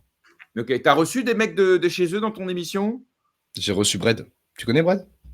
Ouais, bah, ouais, il a eu un lapin à son effigie. Ouais, bah, c'est actuellement l'influenceur le plus coté aux US. C'est vraiment le mec, mais en même temps, c'est un banger, et ouais, l'interview est vraiment très bien. J'en ai fait un analyst note, sur Hawk Research. Si jamais vous voulez pas regarder l'interview en entier, vous avez, l'article que donc il suffit de lire et puis moi, je vais en plus chercher. Analyst note, ce qui est bien, c'est que il dit un truc, je vais aller vérifier derrière si c'est vrai, ce qui s'est passé depuis, parce qu'il s'est passé un peu de temps et du coup, il est vraiment très intéressant. Même moi-même, j'ai appris plein de choses parce que j'ai fait l'interview, mais j'ai pas dit que derrière chaque chose qui sont dites. Du coup, il est vraiment très bien. Eh ben, écoute, oui, j'invite toutes celles et ceux qui nous écoutent en direct ou en replay. Déjà, allez vous abonner à la chaîne Decrypted si ce n'est pas déjà le cas. Et effectivement, les interviews sont intéressants parce que voilà, vous arrivez à avoir des mecs qui font peu d'interviews Mmh, et encore plus sur des médias français. mmh. Déjà parce que les Français en général ne parlent pas vraiment anglais, donc c'est compliqué. Mais d'ailleurs, toi, l'anglais, ça va? Tu gères? Ça va, j'ai un accent de con, on va dire, mais mais j'ai un peu de vocab, je sais tenir une conversation, donc ça va. Et puis je sais Bon, qu'ils sont pas chiants avec ça, tu sais, ils acceptent que les Français, ils ont un accent de con. C'est comme ça, hein. Ouais, bah, de toute façon, sinon, il nous parlerait pas. Bah oui. OK, très clair. Bon, bah, très cool sur Megaï. De toute façon, évidemment, on en reparlera bientôt parce que, quand ça sortira, tu reviendras si tu veux bien dans l'émission Ouais, pour en parler. carrément. Tiens, parlons un peu de plasma. Alors, j'ai suivi un peu de loin, mais ce qui est amusant, c'est qu'on a croisé, je pense que tu l'as vu, un gars de chez Plasma en vrai. Mmh. Et maintenant, moi, Plasma, je te dis la vérité, pareil, j'ai pas suivi. J'ai vu 500 millions. Je me suis dit, OK, ils ont levé fort, vite. Ils sont passés de 250 à 500 millions. Bon, finalement, c'est pas qu'ils ont levé, c'est qu'en fait, il y a eu un dépôt de 500 millions. Bon, bref, c'est Ça. un peu compliqué. Mais par contre, ce qui est intéressant, et c'est la discussion que j'ai eue avec lui, et ça, j'ai découvert, c'est qu'en fait, derrière, ils sont surtout backés par Tether. Mmh. Et qu'en fait, Tether, ils ont envie de s'institutionnaliser un petit peu. Et comme aujourd'hui, il y a une grosse, grosse, grosse partie du trafic de Tether qui est fait sur Ton, donc la blockchain de Justin Sun, ils ont envie voilà, d'aller grappiller un peu des parts de marché là-dessus. Et donc, ils se rapprochent de ce projet qui est un Layer 1, mais voilà, sidechain Bitcoin, pardon, compatible EVM et qui permet d'optimiser les transactions des stablecoins. Donc, toi, qu'est-ce qui t'intéresse là-dedans voilà, pourquoi tu crois vraiment vraiment au secteur. On le voit, le secteur des stablecoins est en pleine Ouais. explosion. Je crois qu'en l'espace de 4 jours, il y a eu 4 news là-dessus. Circle sur Stripe, Coinbase avec Amex. Enfin, voilà, franchement, en ce moment, ça pète de partout au niveau des stablecoins. Plasma, c'est quoi sa place dans ça? C'est quoi ta vision un peu de la chose? Ah, je suis un peu arrivé après la guerre, j'étais pas, je connais Plasma Foundation parce que c'était eux qui étaient à l'origine du coup, de la tech Plasma avant les Layer 2, qui a été abandonnée parce que c'était moins sécuritaire que, les Layer 2. Mais pour du paiement, ça fait sens de l'utiliser. Et j'étais assez choqué. Alors après oui, j'ai compris que du coup, en fait, l'argent qui est investi, c'est pour farm. Donc c'est pour ça qu'il y a une grosse incentive aussi à le placer. Il y a des whales qui avaient placé 50 millions dans une centaine de whales qui étaient prêtes à tout de suite in. Il y a un mec qui a payé 100 000 balles pour faire passer son ordre. 40 ETH juste pour passer, c'est zinzinulant. Euh, je pense que ça a sa place et je pense qu'on voit que en plus, on n'a pas beaucoup de tokens dans lesquels on peut investir pour bénéficier du narratif stablecoin qui, pour moi, va être absolument huge, immense. On a Ethena, mais qui n'en bénéficie pas actuellement. Peut-être qu'il n'a pas encore capturé le truc. Et Plasma, c'était vraiment peut-être l'un des premiers. Avec Circle, je ne sais pas si tu as suivi, mais Circle, le token en TradFi a explosé. Ça n'a aucun sens. Et on voit que ça s'excite beaucoup, beaucoup du côté institutionnel parce que ça permet de s'exposer à la blockchain sans prendre le risque d'être sur un actif qui est vraiment technologique. Et je trouve ça vraiment cool. En plus, on voit que Tron a réussi sur ce narratif-là à être rentable, plus rentable que la majorité des Layer 1. Donc peut-être que Plasma, qui devrait en plus avoir moins de coûts d'infrastructure, pourrait l'être aussi. Après, j'attends de voir ce qui va se passer une fois que les fonds sont libérés, que le token sera live. Parce que là, actuellement, d'ailleurs, tu l'as pas dit, mais ils sont montés à 1 milliard. Ils ont doublé encore. Et actuellement, ils Ah sont ouais? à 1 milliard. Bah, Ouais, j'ai pas dit hier. parce que je savais pas. Moi, Et je d'ailleurs, tout le monde, 500 millions, moi, ça y est, ça suffit. tout le monde a râlé parce que du coup, tout le monde s'est fait diluer alors qu'ils étaient pas au courant. Bon, bref. Mais c'est à suivre. Dans tous les cas, je sais pas si je suis bullish sur Plasma, je maîtrise pas assez. Par contre, je suis carrément bullish sur les stablecoins. Ça, c'est une évidence. Bah, de toute façon, clairement, alors on va pas rentrer dans une discussion, j'allais dire politique, mais effectivement, on voit qu'il y a quand même une asymétrie profonde entre le choix des États-Unis en mettant vraiment full, full, full stablecoin et au contraire l'Union européenne qui met full, full, full des barrières au stablecoin et bah, évidemment pour favoriser la CBDC. On rappelle évidemment que Tether a décidé de ne pas se conformer à la réglementation européenne et donc à se passer du marché européen. Et là, moi, c'est surtout ça, tu sais, c'est ces sujets-là qui m'intéressent beaucoup. C'est plutôt la partie vraiment très macro. Et c'est pour ça que j'aime bien voilà, recevoir des fois des gars comme toi pour aller un peu dans les projets et les innovations plus techno ou financières en l'occurrence. Mais oui, je partage complètement ton avis sur les stablecoins et en fait, ça règle tellement de problèmes. Alors aujourd'hui, ils Ça. sont essentiellement backés il faut le dire, hein, sur du dollar, des bons du trésor, un petit peu de crypto, voire un petit peu d'or et tout. Mais l'avantage d'un stablecoin, c'est qu'il peut aussi changer à tout moment de backing. C'est-à-dire que si demain, typiquement, le dollar dévisse complètement ou perd effectivement sa place de réserve de valeur, bah, l'avantage, c'est que tu peux remplacer ton backing, alors que c'est plus compliqué effectivement quand tu as accumulé sur de la monnaie fiat directement. Donc ça, sans parler évidemment du coût et de tout ce que ça apporte, quoi. Donc ouais, pareil, très, très bullish sur les stablecoins. D'ailleurs, tu Mmh. suis un peu des stablecoins, j'allais dire, plutôt financiers, type Ethena, tous ces trucs-là. C'est des trucs que tu suis un petit peu? Ouais, moi j'adore Ethena. J'avais écrit un article pour, Hawk à l'époque et je m'étais rendu compte que c'était vraiment j'adore sa vision. Il est en train de build une, layer 2 aussi, qui s'appelle Converge, qui a déjà beaucoup d'institutionnels dessus et la vision de Ena est très belle. C'est un des tokens qui a le plus de rendement parce qu'il se base du coup sur du delta neutral et c'est très, très fort donc ouais, il y a celui-là. Après le reste, après c'est surtout de l'USDC, du USDT quoi, donc il y a pas vraiment d'exposition à ça. Mmh. Ouais, après il y a le problème réglementaire. C'est-à-dire qu'en Europe, typiquement, ce type de stablecoin, n'a pas sa place parce que, tu dois pas pouvoir gagner normalement, sur un stablecoin et eux, ils considèrent pas ça comme un stable. D'ailleurs, ils considèrent ça plus comme un placement financier, en fait. Donc voilà, donc c'est Mmh. toujours le même problème. Nous, en Europe, Ouais. on est toujours, bah, dans la merde, quoi. Voilà, bon, OK, Plasma, bon, je pense qu'on a capté. Tiens, parlons du sujet Pump Fun. Alors ça, c'est un vrai Oh là sujet, là là là, qui m'intéresse. le gros débat. Ouais, et en même temps, posons un peu les bases. Donc, Pump Fun, c'est quoi? C'est un launchpad. Tu as vu, j'ai pas dit launchpad de Memecoin, tu vois? Ouais. Un C'est launchpad. vrai. Bon, sauf que 99% de ce qui sort de Pump Fun, ce sont des Memecoins. Voilà, mais c'est pas grave, hein, Oui, mais il faut le c'est une dire, voilà. réalité. Voilà. Alors bon, l'idée, c'est que ils ont moi, ce que je pense, c'est qu'ils ont diverti l'écosystème crypto pendant 6 mois. Voilà. Et tant mieux, parce que de toute façon, il ne se passait rien d'autre. Donc, ils ont donné un peu à bouffer à ceux qui se faisaient chier.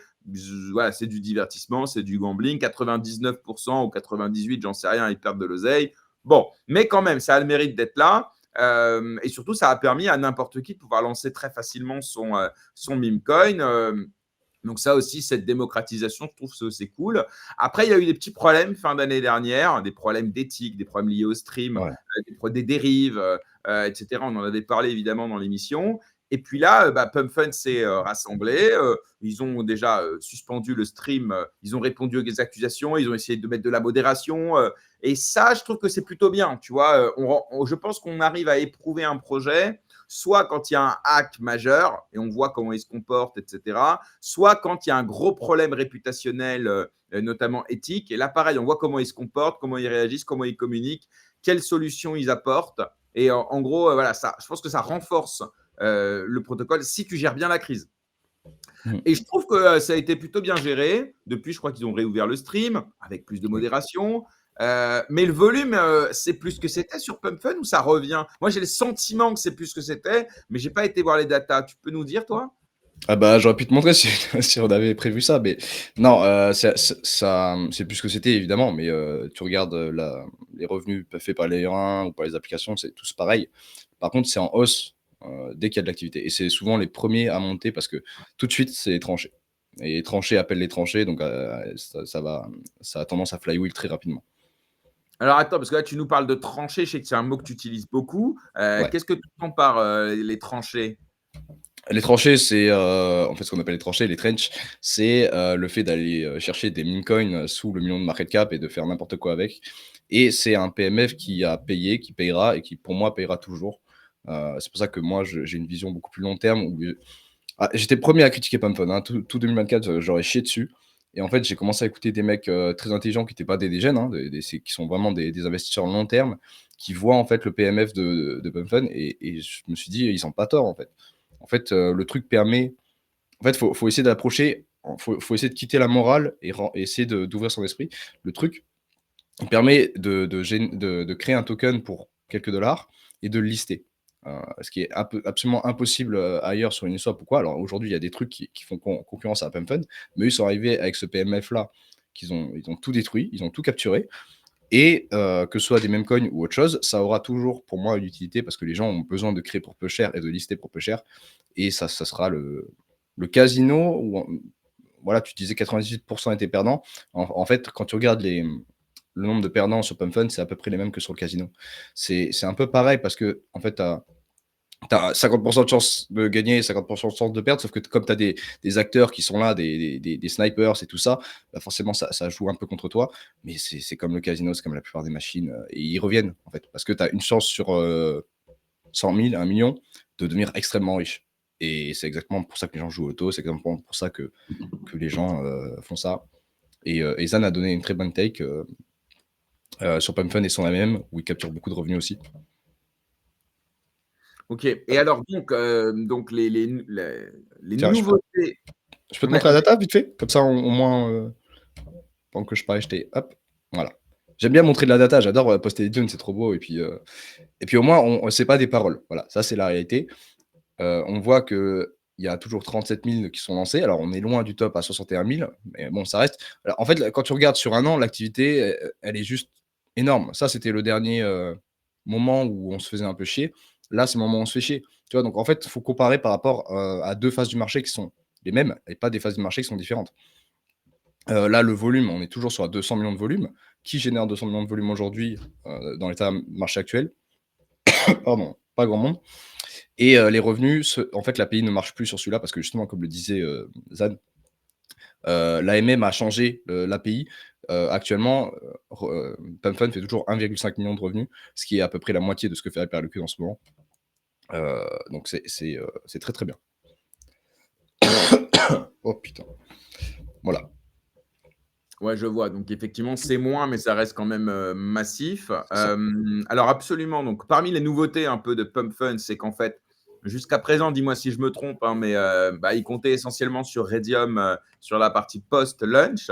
À un moment donné, ils se sont dit, bah non, en fait, on va le faire nous-mêmes, hein. Pourquoi est-ce qu'on ne capturerait pas aussi cette valeur-là? Et donc, ils Exactement. ont lancé leur propre AMM. Mhm. Ça marche bien. Ça marche très bien. Ça marche Et très ils bien font parce que. des parts de marché à Redium sur Sol, Ah du ouais, coup. ouais, ouais. Oui, oui. Ouais. Bah, Radium a essayé de répliquer avec Bonk, qui a eu son petit succès pendant une semaine, qui actuellement Alors ne fait voilà, plus rien. c'est-à-dire que pour préciser, donc Redium, eux, ils ont voulu prendre la partie lunch de Pump C'est ça. Fun et ils l'ont fait en partenariat avec le Memecoin Bank, c'est ça?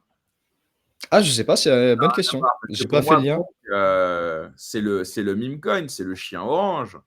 Ils appelaient ça Bonk. Il y avait un Bonk à la fin, tu sais, comme les tokens pump, ils ont un pump à la fin. Là, ils avaient un Bonk. Voilà. Ok, je ne sais pas si c'est en rapport avec. Dites-nous dans les commentaires si vous Bonne savez si c'est un question. rapport avec le bonk ou juste ils ont pris le terme parce que bonk ça veut dire un truc en anglais, je ne sais même pas. Mais ok, mais alors finalement, donc ça a un peu fait flop pour la partie bonk de Redium, même si on est au début et qu'il ne faut jamais enterrer, on ne sait Oui, pas, hein, ça se trouve, ils vont, on sait pas. voilà. Mais tu me dis que ça a un peu fait flop finalement. Alors par contre, la partie AMM, elle, tu me dis, elle marche bien et elle grappille des parts de marché à Redium, quoi. Ouais, bah, elle éclate tout parce que justement, ils récupèrent une énorme partie du revenu dont ils se passaient. Je crois que j'ai le défi là. Pardon, là, En je soi, montre c'est beaucoup. logique parce qu'au moins, tu n'as plus besoin. Est-ce que tu as besoin de changer de plateforme ou est-ce que c'est vraiment intégré à Pump Fun? Ou est-ce que tu as quand même besoin de changer de. Non, dans tous les cas, c'est un AMM, donc tu peux le trader à peu près n'importe où sur Jupiter ou quoi. Ça change pas grand-chose, mais comme c'était un truc qui était automatique, ils ont bien fait de capturer. Ils avaient aucun intérêt à laisser Radium bouffer cette part de marché. Et ma take, c'est qu'ils ils vont pas s'arrêter là. Je vois pas pourquoi ils feraient pas justement une network extension, qu'ils commenceraient peut-être à payer les gas fees en pump, ou alors encore mieux. Ça, j'ai vu peu de gens le dire, mais actuellement, dans Pump Fun, quand tu crées un token et qu'il passe en bonding curve, pardon, tu as la liquidité qui est bloquée et donc des sols qui sont bloqués. Et il y avait, je sais pas si tu te souviens, en début d'année, il y avait toute cette narrative en disant Pump Fun, il bloque tellement de sols, ça va être un truc déflationniste. Enfin bon, bref. Ils peuvent faire ça sur le Pump. En fait, le sol n'a pas besoin d'exister Alors, sur pour Pump Fun. préciser, parce que tout ça, c'est évident pour toi, évidemment, mais juste pour Oui, être sûr qu'on comprend bien. Donc, quand on veut lancer un token sur Pump Fun, avant qu'il soit lancé, il faut d'abord atteindre un certain montant. Et ce montant, c'est combien? C'est 69 000 ou c'est 100 000? Parce que ça avait augmenté ou je ne sais plus, on en est où là, tu sais? ça dépend du sol, parce que c'est un montant qui est en sol. Ah, c'est un montant en sol. Ok, Ouais, d'accord. Mais à un moment donné, c'était 70 000 à peu près, moi je me c'est ça. rappelle. Ok. Et donc, dès que tu as atteint justement ce seuil, à ce moment-là, tu peux commencer à le trader, c'est ça? Tu peux déjà le trader, hein, là, tant qu'il est dans la bonding curve, tu peux le vendre et l'acheter. C'est Alors, juste c'est que quoi c'est pas la le même. différence entre avant et après? Bah, c'est-à-dire qu'avant, ça fonctionne sur un système qui n'est pas du tout liquide. Il y a pas de token là en face, c'est comme un AMM classique. C'est de la bonding curve, donc ça fonctionne, mais c'est pas très liquide et surtout, c'est pas disponible à tout le monde. C'est sur PumpFun. Faut que tu ailles sur la plateforme. À partir du moment où c'est dans la MM, c'est pour ça que c'est très bullish quand il passe en bonding curve. C'est disponible à, bah, tout le monde. Peu importe où tu es, tu vas sur Jup, tu l'as. Voilà. J'ai compris. OK et donc OK, donc ouais et donc aujourd'hui, c'est du sol avec lequel il faut rentrer pour acheter justement ces Exactement. tokens. D'ailleurs, on a à chaque fois que, la fondation Pump Fund, enfin, je ne sais pas s'ils ont une fondation, mais à chaque fois qu'ils, envoient du sol sur un exchange, ça fait trembler un peu parce que, ils ont quand même C'est accumulé ça. un trésor de guerre en sol. Mmh. C'est massif. D'ailleurs, ils avaient dû à l'époque se justifier en disant: «Non, on ne va pas vendre». Mais Mmh bon, mh. heu, bon, on anticipait déjà qu'ils allaient, lancer un token et qu'il fallait à un moment donné, j'imagine, lâcher un peu de sol pour les listings, pour tout ça, quoi. Après, j'ai un hot take, mais franchement, tu gagnes un masse de revenus en sol au moment où sol est à son ATH. Vends en fait, va si c'est pour les bonnes raisons, que c'est pour développer ton entreprise, pourquoi t'attendrais le bottom? Pourquoi tu vois? Enfin, Ah mais moi j'ai alors sur ça, franchement, je te dis la vérité, moi j'ai aucun scrupule, mais zéro scrupule à ne pas spéculer avec sa trésorerie, avec son tout à chiffre fait, d'affaires. tout à Je fait. veux dire, Pump Fund ne travaille pas pour Solana. Exactement. Pump Fund a généré des fees massifs à Solana, donc ils ont fait, il y a pas de problème. Par contre, ton chiffre d'affaires, t'imagines, toi, tu as une boîte et tu te fais payer en actifs, volatiles et c'est-à-dire qu'à la fin, quand il faut payer tes factures, bah, tu as perdu 20 ou 30 parce que l'actif s'est déprécié. Donc oui, vendez et c'est pareil pour ceux qui lèvent des fonds en crypto, vendez. Déjà parce que, bah, vous risquez, si l'actif en question s'explose, bah, de perdre une Mmh. partie des fonds qui ont été levés en valeur. Et puis, il y a aussi en plus un côté légal où normalement, vous ne pouvez pas spéculer avec la trésorerie de l'entreprise. Donc, que ce soit du chiffre d'affaires ou des fonds levés, alors en crypto, c'est la même chose. Quand tu lèves des fonds, c'est du chiffre d'affaires. Mais on se comprend, oui, vendez évidemment et voilà, ne la jouez pas trader avec l'argent de la boîte, quoi. Bon, mais ça, c'est un C'est autre ça. sujet, mais je te rejoins là-dessus. Pump Fund a tout intérêt, évidemment, à vendre ses sols. Alors, donc maintenant, après la MM, ils veulent lancer leur token. Donc, on Mmh. va en parler, évidemment. Alors, ça a été pendant longtemps une rumeur, un espoir pour certains, etc. Donc là, ça y est, c'est officiel.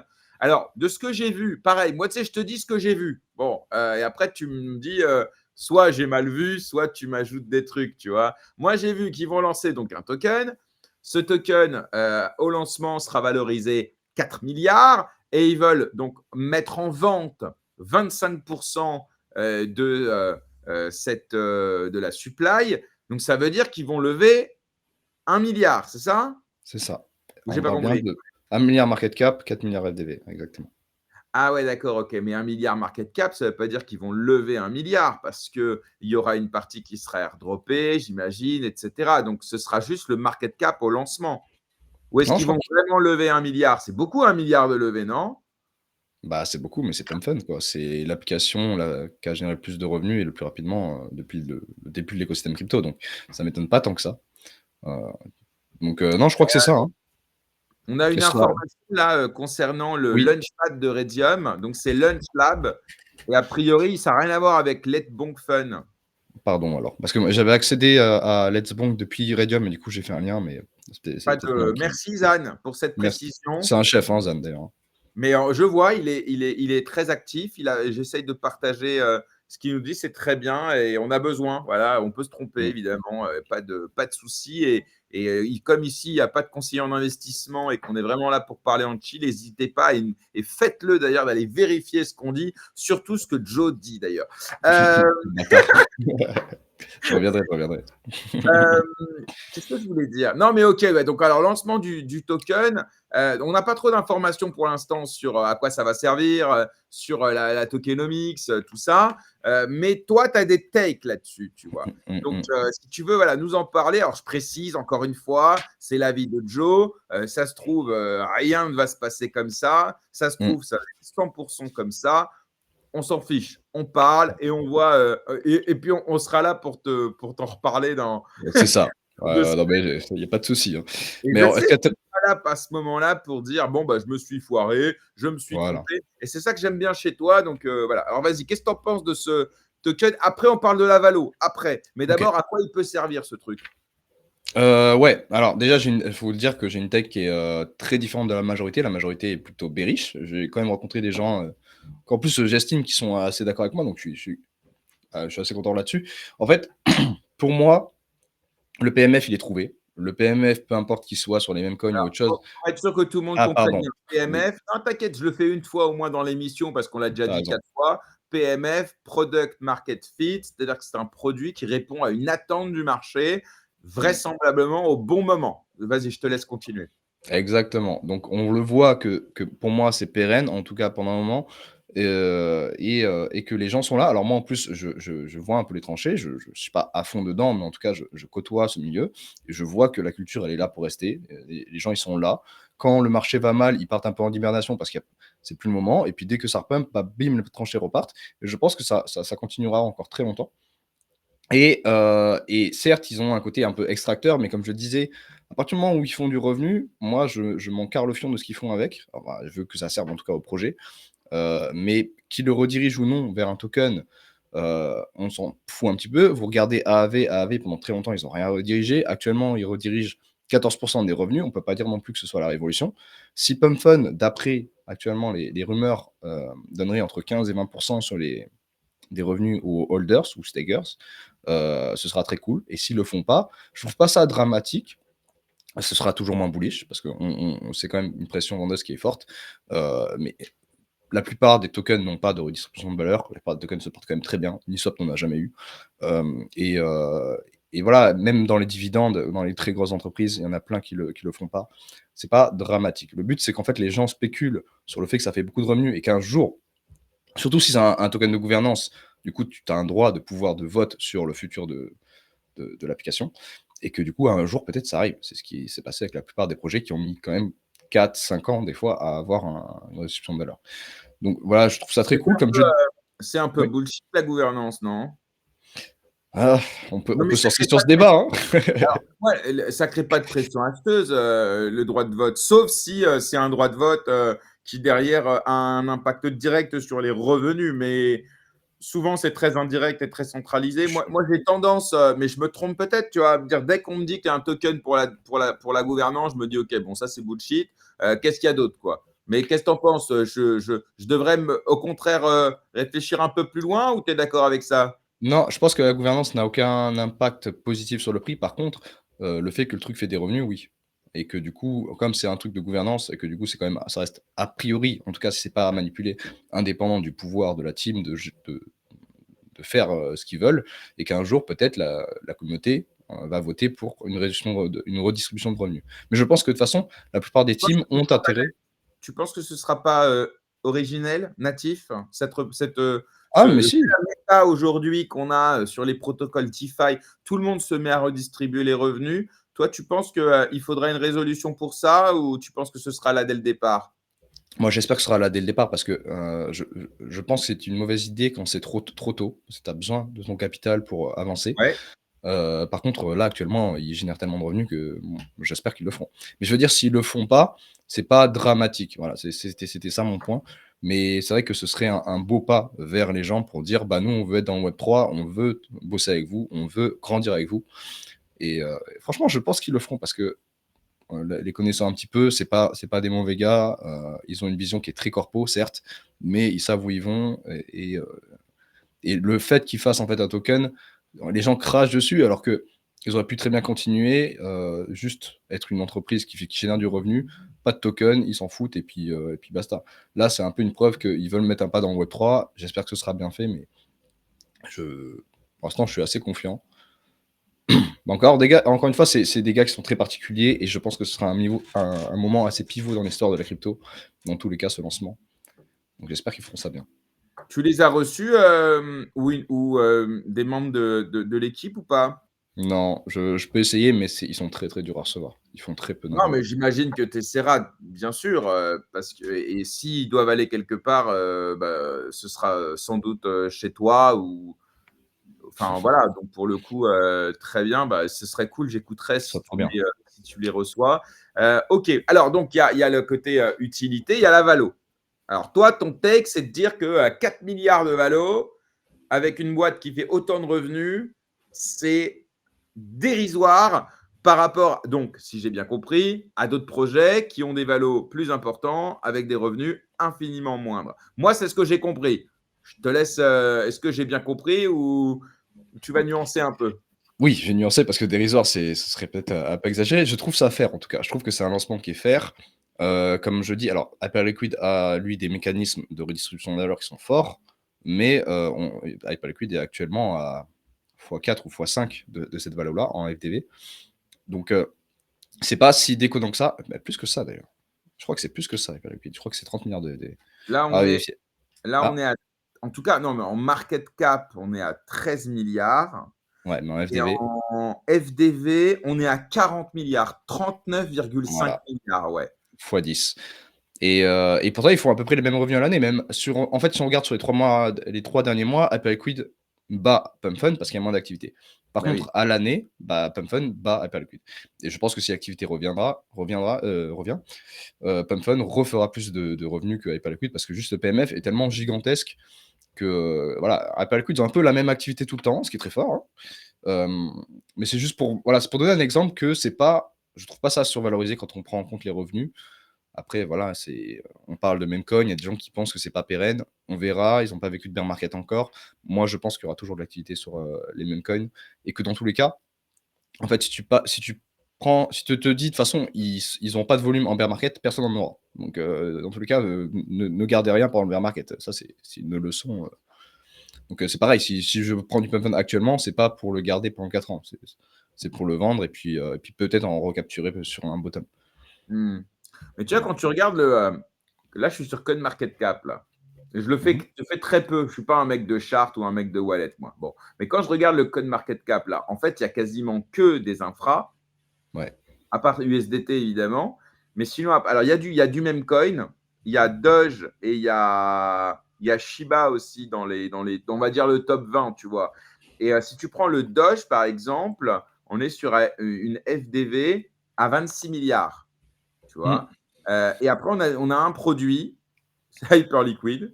Je crois que c'est le c'est seul ça. produit. Non, on a peut-être Link, si on peut considérer que quand même, Mm, Link, c'est un oracle, donc c'est un produit, mais bon, c'est un peu différent. En tout cas, c'est pas du retail.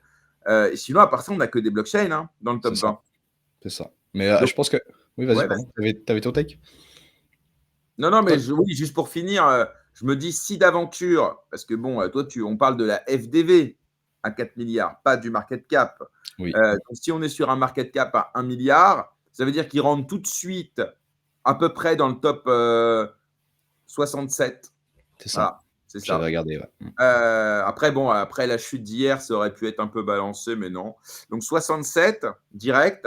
Après, bon, évidemment, ça reste jamais au prix du TGE. Ça va soit exploser, soit s'effondrer, mais ça reste pas normalement. Enfin, c'est rare quand même Ouais. que ça se maintient, mais Mhm. peu importe. En tout cas, voilà. Et donc là, il se positionne quand même. Et alors, tu m'as dit un truc, moi j'ai trouvé ça intéressant.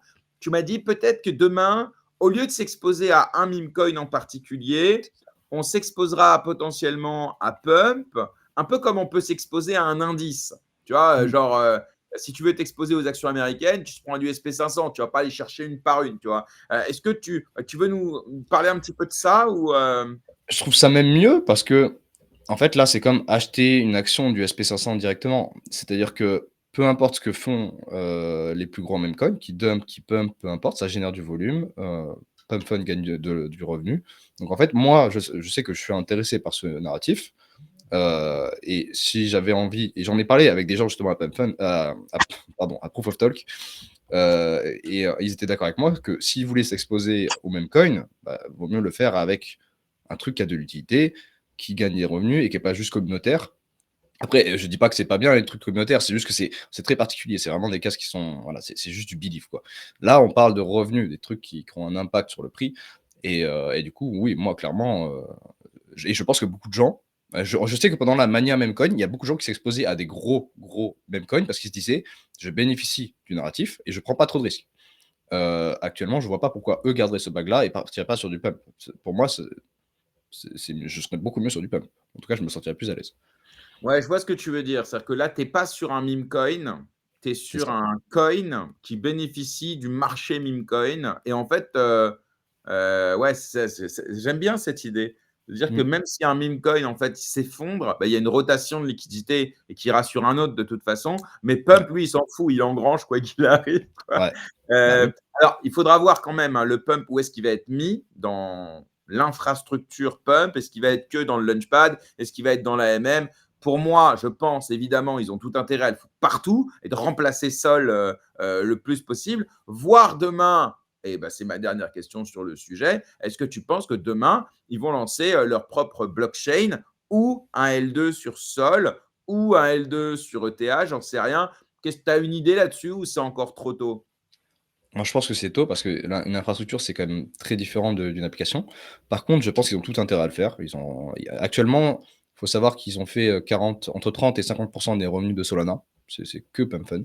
Ouais, ouais. Et qu'il dit quand même une valeur qui est énorme. En fait, les gens ne captent pas. C'est ce que je disais tout à l'heure, c'est que la valeur, tu l'as dans le fait de te battre pour le block space. Et actuellement, cette valeur-là, elle est capturée par les validateurs. PumpFun ne gagne rien là-dessus. Alors que c'est eux qui créent cette guerre. C'est-à-dire que quand il y a un gros memcoin qui se lance, tu vas avoir plein de snipers, plein de gens qui vont essayer de rentrer, qui vont se battre, qui vont payer des fees qui n'ont aucun sens, alors que le base fee est très bas. Ils peuvent payer des sommes énormes. Et ce droit-là, c'est Vader qui le capte, alors qu'ils n'ont rien fait en soi. Ils ont juste maintenu l'infrastructure. Donc, PumpFun peut créer son infrastructure, qui est par exemple une network extension, par exemple, qui reste sur Solana, c'est-à-dire que tu gardes la composabilité, mais tu utilises Solana seulement pour du settlement, pas pour de l'exécution. Et ce qui rapporte de l'argent, c'est l'exécution. C'est pour ça que je dis, j'ai fait un tweet qui a un peu créé du drama. Bon, pas tant que ça, parce qu'il y a des gens qui étaient quand même d'accord, mais si je devais hold un truc entre le token pump ou le token Solana, ce serait plus le token pump. Parce que il y a plus de redistribution de valeur, et moi je suis quelqu'un qui croit en l'avenir des applications plutôt que des infrastructures. Je pense que les tokens d'infrastructure ont bénéficié d'une spéculation pour un écosystème, et on se rend compte que juste, ce sont actuellement des launchpads à applications qui vont de toute façon construire leur propre infrastructure.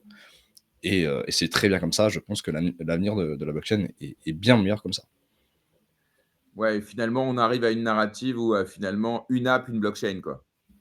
C'est ça, mais on le sent. En fait, les gens, ils voient pas ça, ils se disent c'est impossible et tout, parce qu'ils n'imaginent pas que dans quelques années, il y aura plus rien de fragmenté. Tout sera fluide et que tu vas sur. En fait, tu vas pas sur une blockchain, tu vas sur un site internet et tout de suite ton wallet, il sait où il va. Et y a pas de problème, il y a pas de bridge, il n'y a pas de problème de composabilité. Et dans ce monde-là, pourquoi j'irais acheter du Solana alors que je sais même pas sur quoi tourne l'application? Voilà, la fat app thesis, comme dit Zan, j'ai beaucoup écrit là-dessus, j'ai fait des vidéos là-dessus. C'est pour moi, c'est le futur. Après, je peux me tromper. Non, non, mais oui, bon, bah, après, moi, pour le coup, je suis assez partisan de ça aussi. J'aime bien cette idée pour une raison qui est très simple, et pour deux raisons déjà. C'est la capacité à personnaliser la blockchain par rapport à ce que tu as besoin. Et là, pour le coup, clairement, je vois un intérêt direct à cela. Et deuxièmement, et ça, c'est pas nouveau, hein, il y a deux raisons. La première, déjà, c'est que souvent, bah, tu as besoin de donner un petit peu d'utilité à ton token. Et bah, le mieux, c'est d'en faire un gas fee token ou un token de gouvernance d'une blockchain. Donc ça, même artificiellement, tu vois, ça permet de donner un peu de contenu à ton coin. Donc, ça Mm. sert ton écosystème. Et puis, le troisième élément, c'est effectivement le fait demain de pas vouloir, de vouloir s'accaparer une partie de la valeur que tu crées, alors qu'aujourd'hui, bah, finalement, c'est la chaîne qui t'héberge qui en profite. Donc, pour C'est toutes ça. ces raisons-là, surtout aujourd'hui avec peut-être les barrières à l'entrée qui sont devenues, qui se sont effondrées dans le cas dans la capacité à développer sa propre blockchain. Alors, c'était déjà le cas à l'époque avec le SDK sur Cosmos, où tu pouvais faire ta blockchain assez facilement, entre guillemets. Mais je pense que ce mouvement-là va aller de plus en plus loin, et notamment avec l'IA, où demain, tu pourras coder ta blockchain avec un prompt, tu vois. Alors qu'à C'est ça. l'époque, moi, je me rappelle en 2019, 2020, quand je parlais avec des gars qui me disent, mais sinon, on n'a qu'à lancer notre blockchain. À l'époque, on disait: «Ouh là là, attends, attends, parce que c'est pas si facile Mmh. que ça», voilà. Donc Ouais. pour toutes ces raisons-là, je suis complètement aligné avec ce que vous appelez la fat app thesis. Voilà, ouais, voilà, mais en tout cas sur la capacité de chaque app à lancer finalement son propre layer. Après qu'il soit un layer 1 ou qu'il soit un layer 2 qui bénéficie, de la sécurité d'un layer plus gros et plus sécurisé et plus décentralisé, ça fait complètement sens. Donc bon, on Mmh. verra, on en reparlera de Pump Fun. Ouais. Évidemment. J'aimerais qu'on finisse sur Hyperliquid, Bah, évidemment. juste si je peux caler, j'ai tourné une vidéo qui va sortir bientôt sur PumpFun où justement je prends 40 minutes et on va dans tous les détails. Donc voilà, si jamais, ça vous intéresse, la vidéo sortira je pense ce week-end. Bah, dès que tu la sors, tu me la partages et puis je la Avec mets en plaisir. description. Oh carrément. Bah Tu, écoute, tu n'oublies parfait. pas, tu me le mets. Évidemment, je la partagerai sur mes réseaux. Et merci pour ça. Alors, dernier petit sujet. Alors bon, et on fait 2 heures, hein, Joe, puisqu'on va prendre à peu près 10 minutes là-dessus, peut-être 15, on verra. On va parler d'Hyperliquid. Alors, tu es Mmh mh. déjà venu en parler dans l'émission, notamment avec Lilian de Hawk. Vous deux êtes très bullish sur l'écosystème Hype. D'ailleurs, je crois que vous en avez parlé, vous avez été parmi les premiers à en parler dans le CTFR. Là, récemment, Lilian partageait une capture d'écran du dossier de recherche sorti en fin d'année dernière, dans lequel Hawk, je ne sais pas, Mmh. tu avais participé à ce dossier, je crois, à l'époque. Hein, Non. non? Ah peut-être. Tu Tu mets avais le dû doute. écrire un truc là-dessus. C'est sûr que tu as écrit Peut-être, là-dessus un article, un un petit truc, je truc. sais pas. Bon, c'était peut-être pas sur Hyper Liquid, mais on s'en fout. En tout cas, Hawk, à ce moment-là, avait prédit effectivement voilà, une grosse poussée, notamment du token. Ils avaient écrit aussi tout un tas de contenu là-dessus. Bref, tout ça pour dire que les choses bah, évoluent bien, malgré de petites épreuves hein, qu'ils ont vécues ces derniers mois. C'est quoi ton avis justement sur Hyperliquid, tant sur son utilisation en tant qu'app, donc on rappelle, hein, c'est un échange décentralisé qui fait qu'ils ne font pas de spot d'ailleurs, ils font que du dérivatif. Hein. Non, ils font du spot. Ils font du spot aussi. Ok, bon, Mais bah, il y a pas grand monde qui l'utilise pour ça. Ouais. ok, bon, en tout cas, voilà, mais c'est un DEX, voilà, c'est comme Binance, mais en décentralisé. Voilà, bon. C'est ça. Et à côté de ça, c'est aussi une blockchain. D'ailleurs, on avait fait une vidéo là-dessus il y a quelques semaines, je ne sais plus, dans lequel on parlait bah, pas tant de l'app, mais de l'écosystème qui est en train de se créer, puisqu'ils Mmh ont mh. développé leur propre blockchain. Bon. Euh, Comment tu vois la chose? Est-ce qu'il y a des nouveautés, des évolutions par rapport justement à cette dernière vidéo qu'on avait tournée? Et voilà, qu'est-ce que tu vois pour l'avenir? Est-ce que tu as un truc à dire sur le sujet?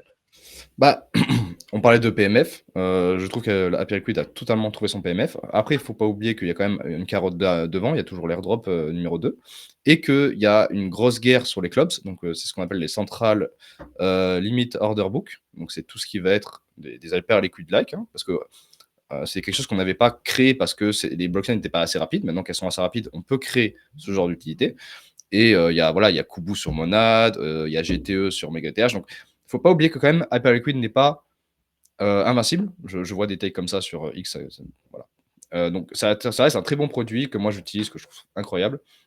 L'Hyper EVM, donc c'est une blockchain à côté, parce que du coup ils ont deux blockchains. Ils ont la blockchain qui fait tourner l'application, ils ont la blockchain Hyper EVM.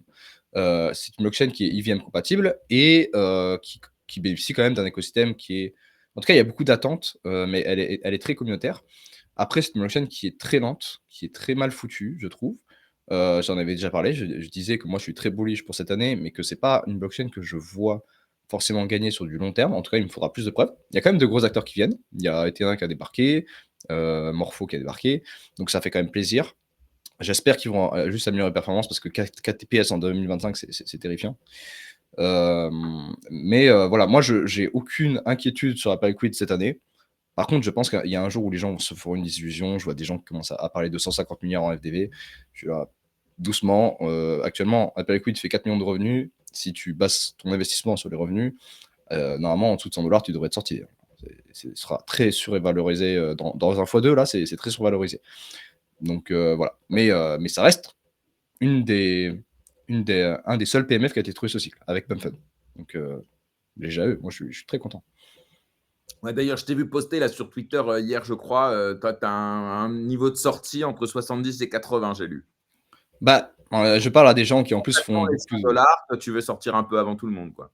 ouais, bah, il y a déjà le fait que, je sais pas si tu étais forcément là. Tu sais quand les gens crient à 100 000 à Bitcoin et on voit que ça marche tout le temps ça. Les gens qui crient à un niveau et en fait on l'atteint jamais parce que les gens justement ils vendent avant. Il y a ça et le fait que je parle du coup à des gars très intelligents comme GLC Capital qui font de vraies analyses sur du revenu. Alors évidemment, ça prend pas en compte, la folie spéculative. On sait que ça peut être débile et sur Hyperliquid, c'est vraiment le truc, qui peut être débile très rapidement. Mais moi, j'ai envie d'être intelligent, j'ai pas envie de prendre du risque, pour rien. Voilà, eux, ils disent entre 50 et 60, normalement, tu arrives déjà dans un truc survalorisé. Moi, je me dis, je peux pousser encore 70-80. On verra aussi si sur ma timeline, tout le monde parle de ça, je vendrai. Voilà. Mais en tout cas, j'en attends pas 300 balles ou quoi. Je pense que sur ce cycle, si tu t'es pas raisonné à être un peu plus réservé sur tes targets, c'est un peu grave. Ouais, je suis assez d'accord. La grosse news, hein, qui vient de tomber il y a 5 minutes, hein, Ah, Walmart et Amazon qui envisagent, de lancer leur propre stablecoin et notamment pour économiser les milliards de dollars qu'ils payent en frais auprès de waouh. de prestataires de paiement. C'est vraiment des choses, alors c'est qu'une annonce et c'est pas fait, mais on voit quand même que stablecoin, ça répond quand même à énormément Bien de sûr. problématiques de coûts, des problématiques aussi de réglementation, de territorialité, de scalabilité, de tout ça. C'est vraiment très, très, très, très intéressant. Donc voilà. Joe, on est bien, hein, Ouais, on est bien. on est pas Ouais, mal, c'était on a cool. fait à peu près le tour, hein. Mmh. Je Euh, pense. Est-ce que tu veux rajouter quelque chose avant qu'on ferme cette émission et que je te remercie comme il se doit Bah, pas grand-chose, merci de m'avoir invité, ça fait plaisir, franchement, c'était très cool de parler de tous ces sujets et je pense qu'en plus, là, tu as vraiment cerné les sujets chauds, du moment. Donc c'est vraiment important de les connaître, même si vous êtes pas dedans, machin, tout ça. C'est juste pour savoir où va l'écosystème et c'est un très bon taf de ta part, donc merci pour ça.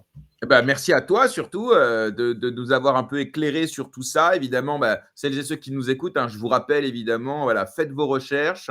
D'ailleurs, vous pouvez les faire via Decrypted, hein, le média que tu as monté avec 0x Segri. Je crois que vous n'êtes pas que deux d'ailleurs, il y a une petite équipe aussi derrière. Oui. Il faut voilà, c'est bien de le dire aussi toujours hein, quand on est à plusieurs. Et voilà, donc pour le coup, bah, rendez-vous ce soir sur ta chaîne pour un point, voilà, un petit rollback sur un peu cette semaine.